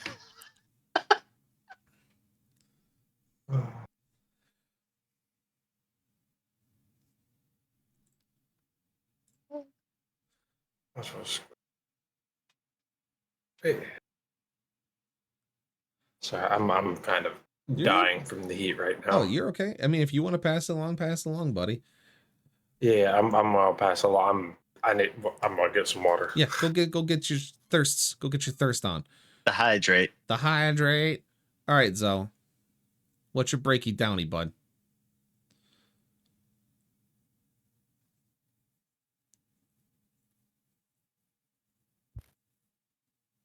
That's tough. This has been really fun, and I don't know what I'm going to do with my Fridays now until you come up with something else.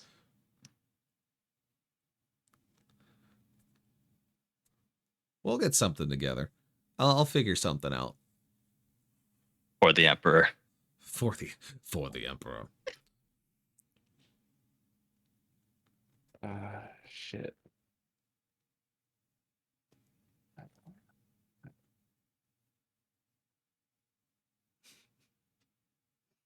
was the name? Hold on, I gotta pull up the oh there. Okay.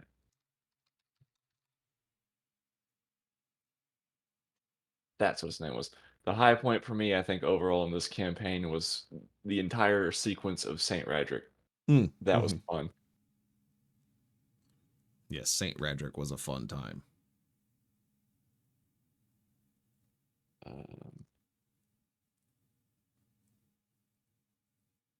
I'm gonna pass. Okay. Mr. Nez.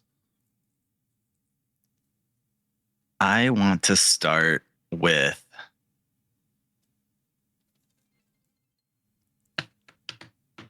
Fuck you, first off.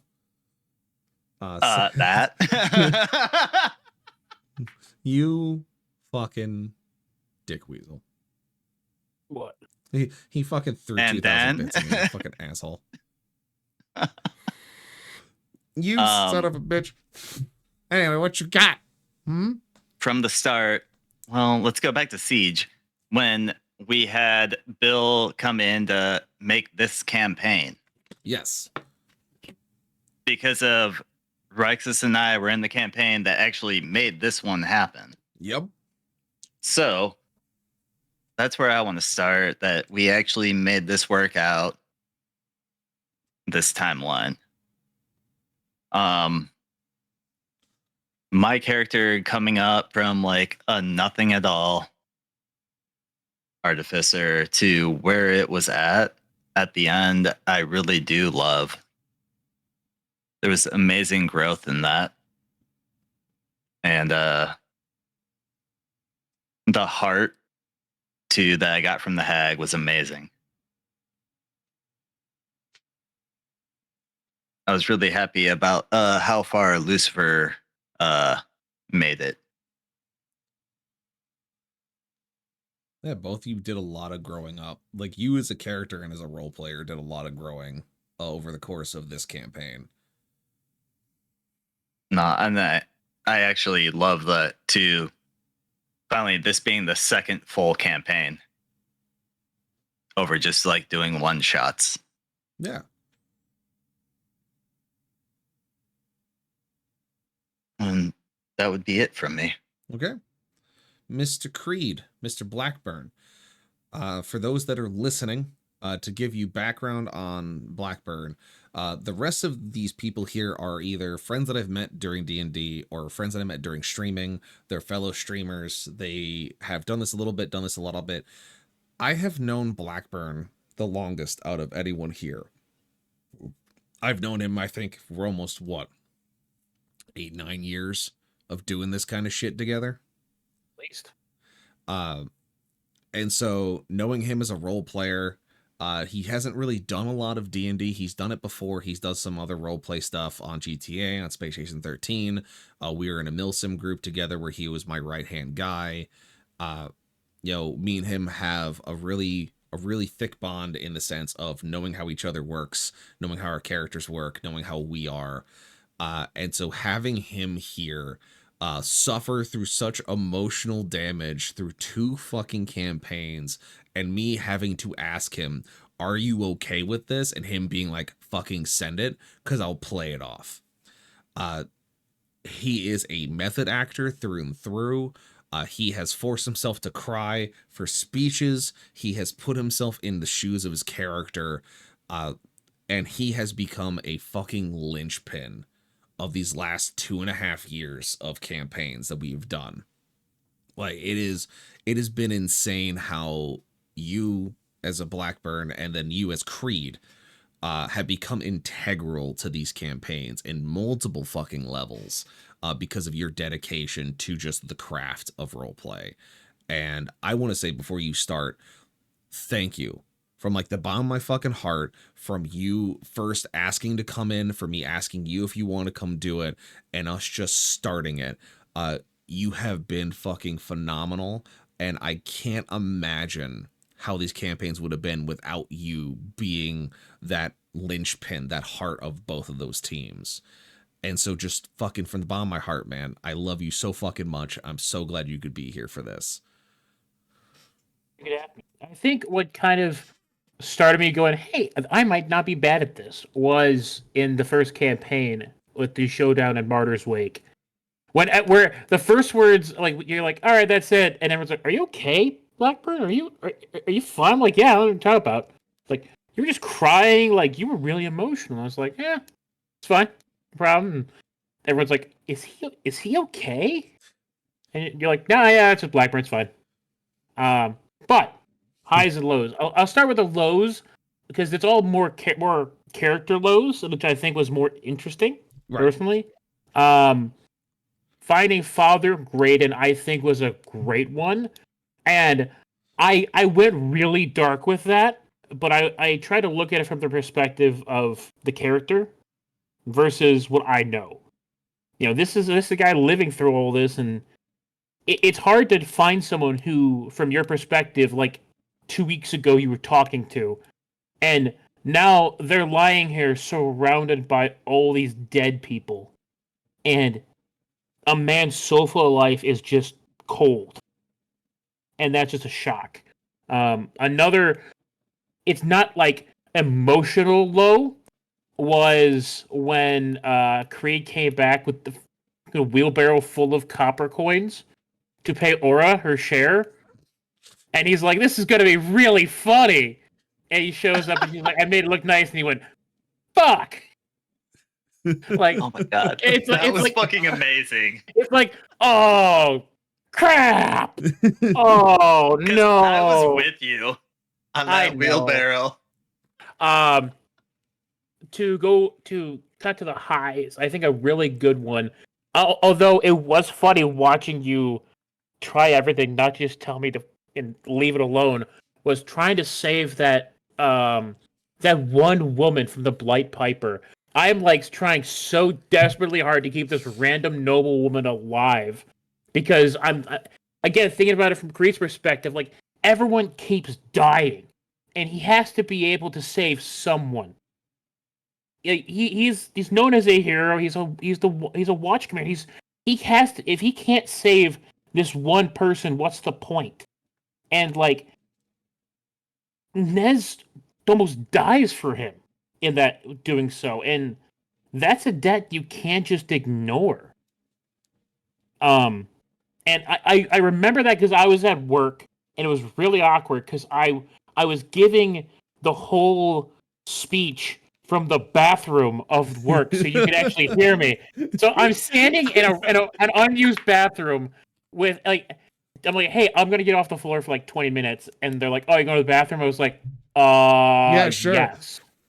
And I'm just giving this emotional speech where, for the first time, Nez gives Creed, for lack of a phrase, he gives him a reason to keep going. Because again, this woman he tried so hard to save, she still dies. And it's killing him. But he saves Nez, and he had already written all their names down because he assumed all of the people in this party were going to die again. And he was going to be alone. But Nez changed that, and that's a very important part in Creed. That was a massive turning point for Creed. The best way I could put it is you have to think in terms that this goes true for any role play, not just D&D. You have to remember your character it exists in this world, and they're frequently changed by it. If you remember that, you're going to be great. Going after Zeus, as I put in the note, which I didn't even really think about that. I just wrote it during the previous session.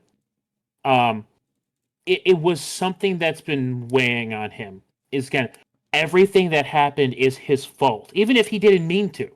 Right. We thought we were doing the right thing, and when you unleash Armageddon, you're responsible for thousands of lives being lost. You know, you're going to do anything you can to atone, and good, bad, or indifferent, Creed knew of only one way.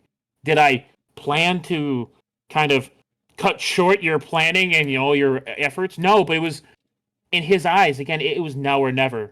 And the more he put it off, frankly, the less he was going to do it. Right. And it had to be done, unfortunately. Oh, 100%. I want you to understand, I am not upset Oh, yeah. that you fucking cock punch Zeus and ended the campaign tonight.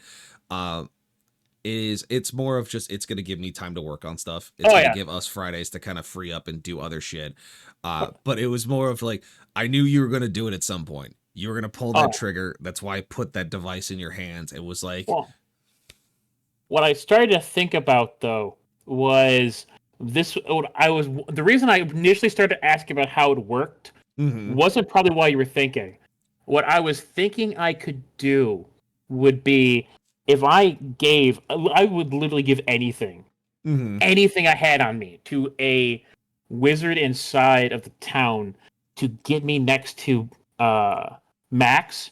right. If it worked the way I thought, I would have pulled Max through to Zeus, grabbed both of them, and gone through the portal between the dimensions. Oh, okay. You're trying to do a 2-for-1. I was thinking about it, but I was like, no, because I'm gonna have two people fighting me at that point, and I didn't know what was gonna be with Zeus. Right. I can get close to him, but that's not to say there wasn't, he wasn't flanked by, anything. Right. So it was, I'm just gonna take Zeus out. And writing the letter to Leandros was actually a lot harder than I thought it was going to be. I mean, because I could feel it. It wasn't just Creed, for what it's worth. Part of it was me trying to make you cry. I'm not going to lie. Well, 100%. You fucking got close, you son of a bitch. I felt it. I felt it. And it was really good. I'm not trying to make light of it, but this was very much Creed understanding, I'm going out on my own terms. He saw what happened with Max, and that's not going to happen to him. He's going out, he's taking Zeus with him, and no one's going to get him out. I was really worried when you said that he met Tiberius. I'm like, oh, he's going to be pissed, and you're like, his watch is over. I'm just standing in my apartment, tears coming down my face. I'm like, oh no, he's gonna do this, and everyone's saluting me. I'm like, oh no. It's just, yeah. It was. I thank you all for coming along. Specifically for you, Zoe, I apologize.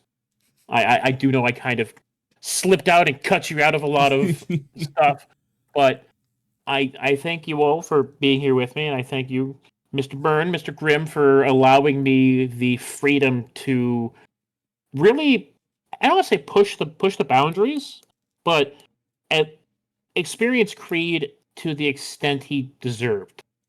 I didn't anticipate him having quite as many layers as he ended up having, and the first campaign more or less set that in place and gave me the feeling that he's what's the line from Black Parade actually? I'm just a man, not a hero. That's all he is you can call him whatever you want. He could be one of the original heroes, he could be the Watch Commander, but Creed's just a man of the world.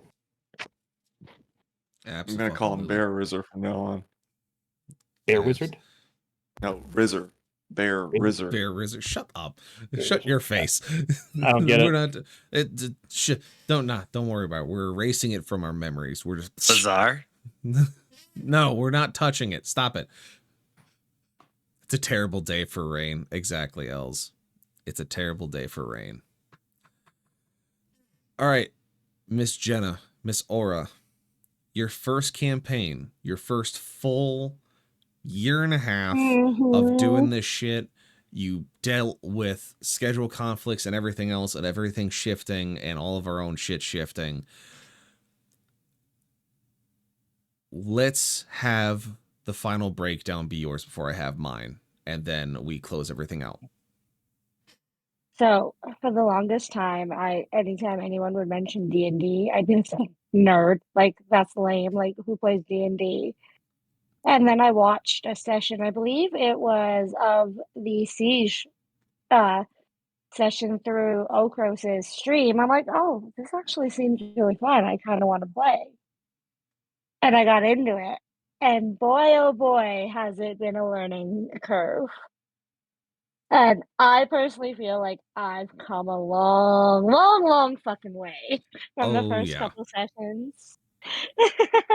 I no longer like obviously I am still chaos incarnate. Like I still make my own decisions and hope that the others won't be too far behind. But even like thinking back to that time that like the RP got real as shit for me. And I was I think yeah, my AirPod just died. Hold on. Uh-oh. Oh, no. Oh, no. Okay. Okay, now you open speaker, but you guys will hear yourself echo probably.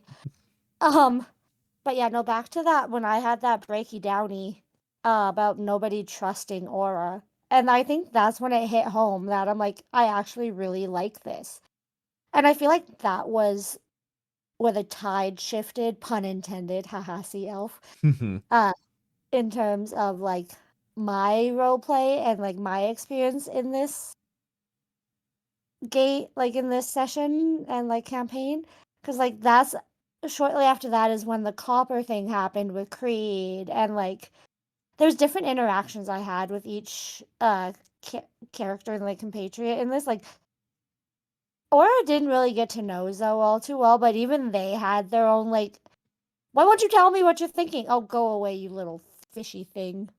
Like just fun interactions, and I really, really enjoyed like this campaign, and I wholeheartedly believe this is possibly the end of the road for Aura, not because I don't want to play anymore, but because I can't see myself playing in any other campaign that's DM'd by anybody but you, Grim. Like, I have grown to like love like your humor, your like DM style and everything. So like, I think I would like epically fail if I attempted a campaign DM'd by anyone but you. So Aura will remain as long as there's possibly a campaign in the future you hold. Of course. Other than that, he's being retired. Fair enough. But yeah, overall, it was a really fun experience. And I am actually like tearing up thinking about the fact it's over. Yeah. And then it comes to me. It's as the game master, as the dungeon master, it's always difficult to wrap up a campaign because there's always a lot of weight to it. It's you've been doing it for a while. We've had 45 episodes, which at about 3.5, 4 hours each, give or take, on average. We've spent about 130, 140 hours together doing this. And that's not including us doing literally anything else when it comes to the slower sessions, the RP sessions, the shopping sprees, the beach episodes, all the filler stuff. It's been about 120 to 140 hours of us just doing this. And so when push comes to shove and everything wraps up, it's always emotional. Especially for me, because with my terrible memory as it is, it's a lot of my stories tend to fall to the wayside. And that's kind of why I'm happy that I've been streaming it and recording it and pushing it to YouTube specifically, because it lets me go back and watch it. It lets me go back and relive it. Because there's plenty of campaigns that I ran before that I wish I could remember fully. But because of my injuries and the PTSD and everything, thank you, Els. 180 hours to be specific, which even more so really lends to the connection that we have. It's definitely difficult to put a bow on it. It's hours of preparation, hours of storytelling, hours of writing, and it's just it's a lot. You know, it's a lot to kind of wrap it all down. But the high points, it's, you know, reintroducing Kree into the story and having him, you know, going and meeting the resistance, You know, you guys securing the region and kind of learning about each other, your quirks and everything else in between, meeting some of the gods for the first time, taking back Raven home. And it's like, I wish Nameless was here. Like, it saddens me beyond all reason that Rage isn't here for the end, for the epilogue of Nameless, which really, really sucks. But we wish him all the best because he's dealing with his own life, and that's just the way the cookie crumbles. And it's just, we all gotta give him a big hug the next time we fucking see him, because it's just like, Nameless was a huge part. I mean, he as a player was a huge part in both this campaign and Siege. To say it, like, I actually hit him up and let him know about it, and I said, I miss you. Yeah, he as a player was a huge part in both campaigns. He as a character was a huge part in both campaigns. And, you know, it sucks that he's not here, but, you know, we love to see him, and we'd love to see him again. As for other high points, it's really when you guys were really given free reign to just role play, watching all of you kind of grow and push those boundaries was what I loved to watch. Because that's what I've always loved to watch, even during my bigger campaigns in college, was giving people that chance to grow. Because, like, example I always use for, like, why D&D is important is I have a friend named Darian, who is trans, and they did not realize they were trans until they joined my campaign in college and were playing a mask character while they were still femme. And so when they finish up the campaigns, I met them a couple years later, and they were like, oh yeah, you know, I'm Darian now. I was like, oh, my dear friend Darian. And it was just I was the catalyst for them to realize who they were themselves. And like, that meant so fucking much to me. It meant so much to me that I was helping people make art and stories because of the campaigns I was doing. And so being able to do this and entertain all of you, have my players here who have grown, and maybe one day we'll be able to do more campaigns, or you guys will go and tell your own stories and write your own campaigns and do stuff, whether it's one shots or otherwise. Knowing that I was an inspiration or a catalyst is all that matters to me. As other high points, the Blight Piper fight, the confrontation with Zeus, the Drowned Gate, the Scorched Temple, you guys dealing with Shiva, the Score Dune scene. There are so many high points. Even like the goblin you saved from Watcher's Rest, who turned himself into a nuke to save you. Just all these different little bits and things that you guys kind of realized the story part of it and just kind of let it run. You guys directing the story a lot was also super great. The world we built together, not just me, together, is what I'm going to hold closest, especially wrapping up these two continents. Because, spoiler alert, there's a third continent on this hemisphere, and then there is 3 more on the southern hemisphere. So there's plenty of shit for us to go do if I continue building in this world. Some low points, I felt like I failed you guys on a few occasions when it was like really slow sessions or didn't go right. But the fact that you guys at every turn, I know you were just blowing smoke up my ass, you were actually enjoying it, is what has brought me so much happiness in this, especially being able to stream it and people actually being here. Like, our average viewers are slowly going up. People are enjoying the content. People are watching it. And it just makes me happy because I get to share.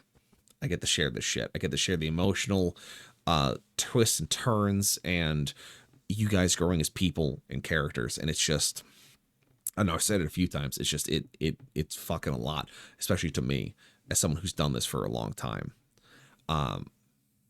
But I mean, I could go on about the campaign, all the shit we've done and everything else in between, but I would be here fucking hours and I don't want to, because I don't want to fucking chew your ear off about it. So let's do, no, fuck. I do not want to be here that long. As much as I love you guys, it's I fucking loved all of having you here, and I hope that we do next ones. So of course, let's do we got an ad break coming up for 40 seconds. Fuck it, we're gonna do our outros. So let's do some character exit introductions to make sure that everyone gets the love and fucking care they deserved. Starting with Okros, the Linefolk fucking barbarian, played by no one else than Tyrannosaur Rexus, also known as Rexus the Grey, Rexus the Great, Rexus the Wizard Incarnate. My friend, thank you for being here. Thank you for having me. Of course, Adarian, the Yuan-Ti Warlock, the Combat Medic, the Arconic, the Clem Assistant, and the Clem Researcher, played by our dear friend Zokard. Yo, this was fun. Doing it again soon. Looks right at you as I say it. Of course, Nez, the Changeling Artificer, the new Watch Commander of Ravenholm, and of New Haven, its guardian, its builder, and its protector, played by none other than Stealth Rage 7. Thank you for this time I had. This was so much fun. Of course, Aura, the Dryad Moist Elf, Temu Hera, Title Stop, the first ever newbie to grow into such a pivotal character, played by our dear friend Jenna. I wouldn't have wanted to be anywhere else. This has been a blasty blast, and I'll do it again. Looks pointedly at you, much like a Zoe. Thank you. And last, but certainly not least, Creed, our Tiefling Paladin. The first Watch Sergeant of the Glass Keep, turned hero of Martyr's Wake, turned savior of the Vale, turned Watch Commander of Ravenholm, and then finally the savior and destruction of High Charity, played by none other than Blackburn. I'd like to thank you all for giving us the attention that you can and for being along for the ride. To my associates, it's been a long one, but we all grew into who we are, and there's nothing better in the realm or beyond than to finally be where you deserve to be. And I am your game master, dungeon master, Grim of Grim Hour Productions. And this is the final send-off of Beyond Etheria Ashes of the Wake, episode 45. Thank you all for being here. Thank you to my viewers, my players, my supporters, and everyone else in between. This has been one hell of a fucking ride, and I wouldn't have chosen anyone else to be here with it. Here's to the next one. Here's to the stories we'll tell, the stories we'll remember, and the characters that we will get to watch grow through it. I love you all.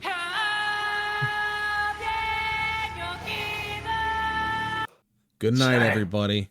We are going to Bye-bye. find ourselves a person to raid out to, and this has been a hell of a journey. Moist Elf signing out.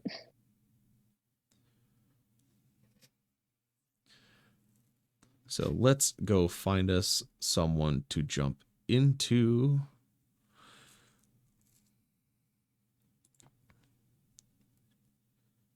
Quick adventure. 10, 20 minutes. Just quick in and out.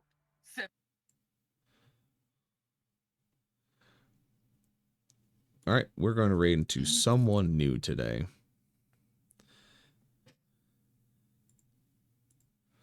Helm Burglar. Mm-hmm. Go and I'm show sorry, them that's love. how I had to say that. I mean, that's fair. Go and show them love. Go and tell them who sent you. What a fucking day this has been. and we will see all of you on the other side. This has been a Hey. fucking race. Bye-bye, everybody. Have a boy. A wonderful time.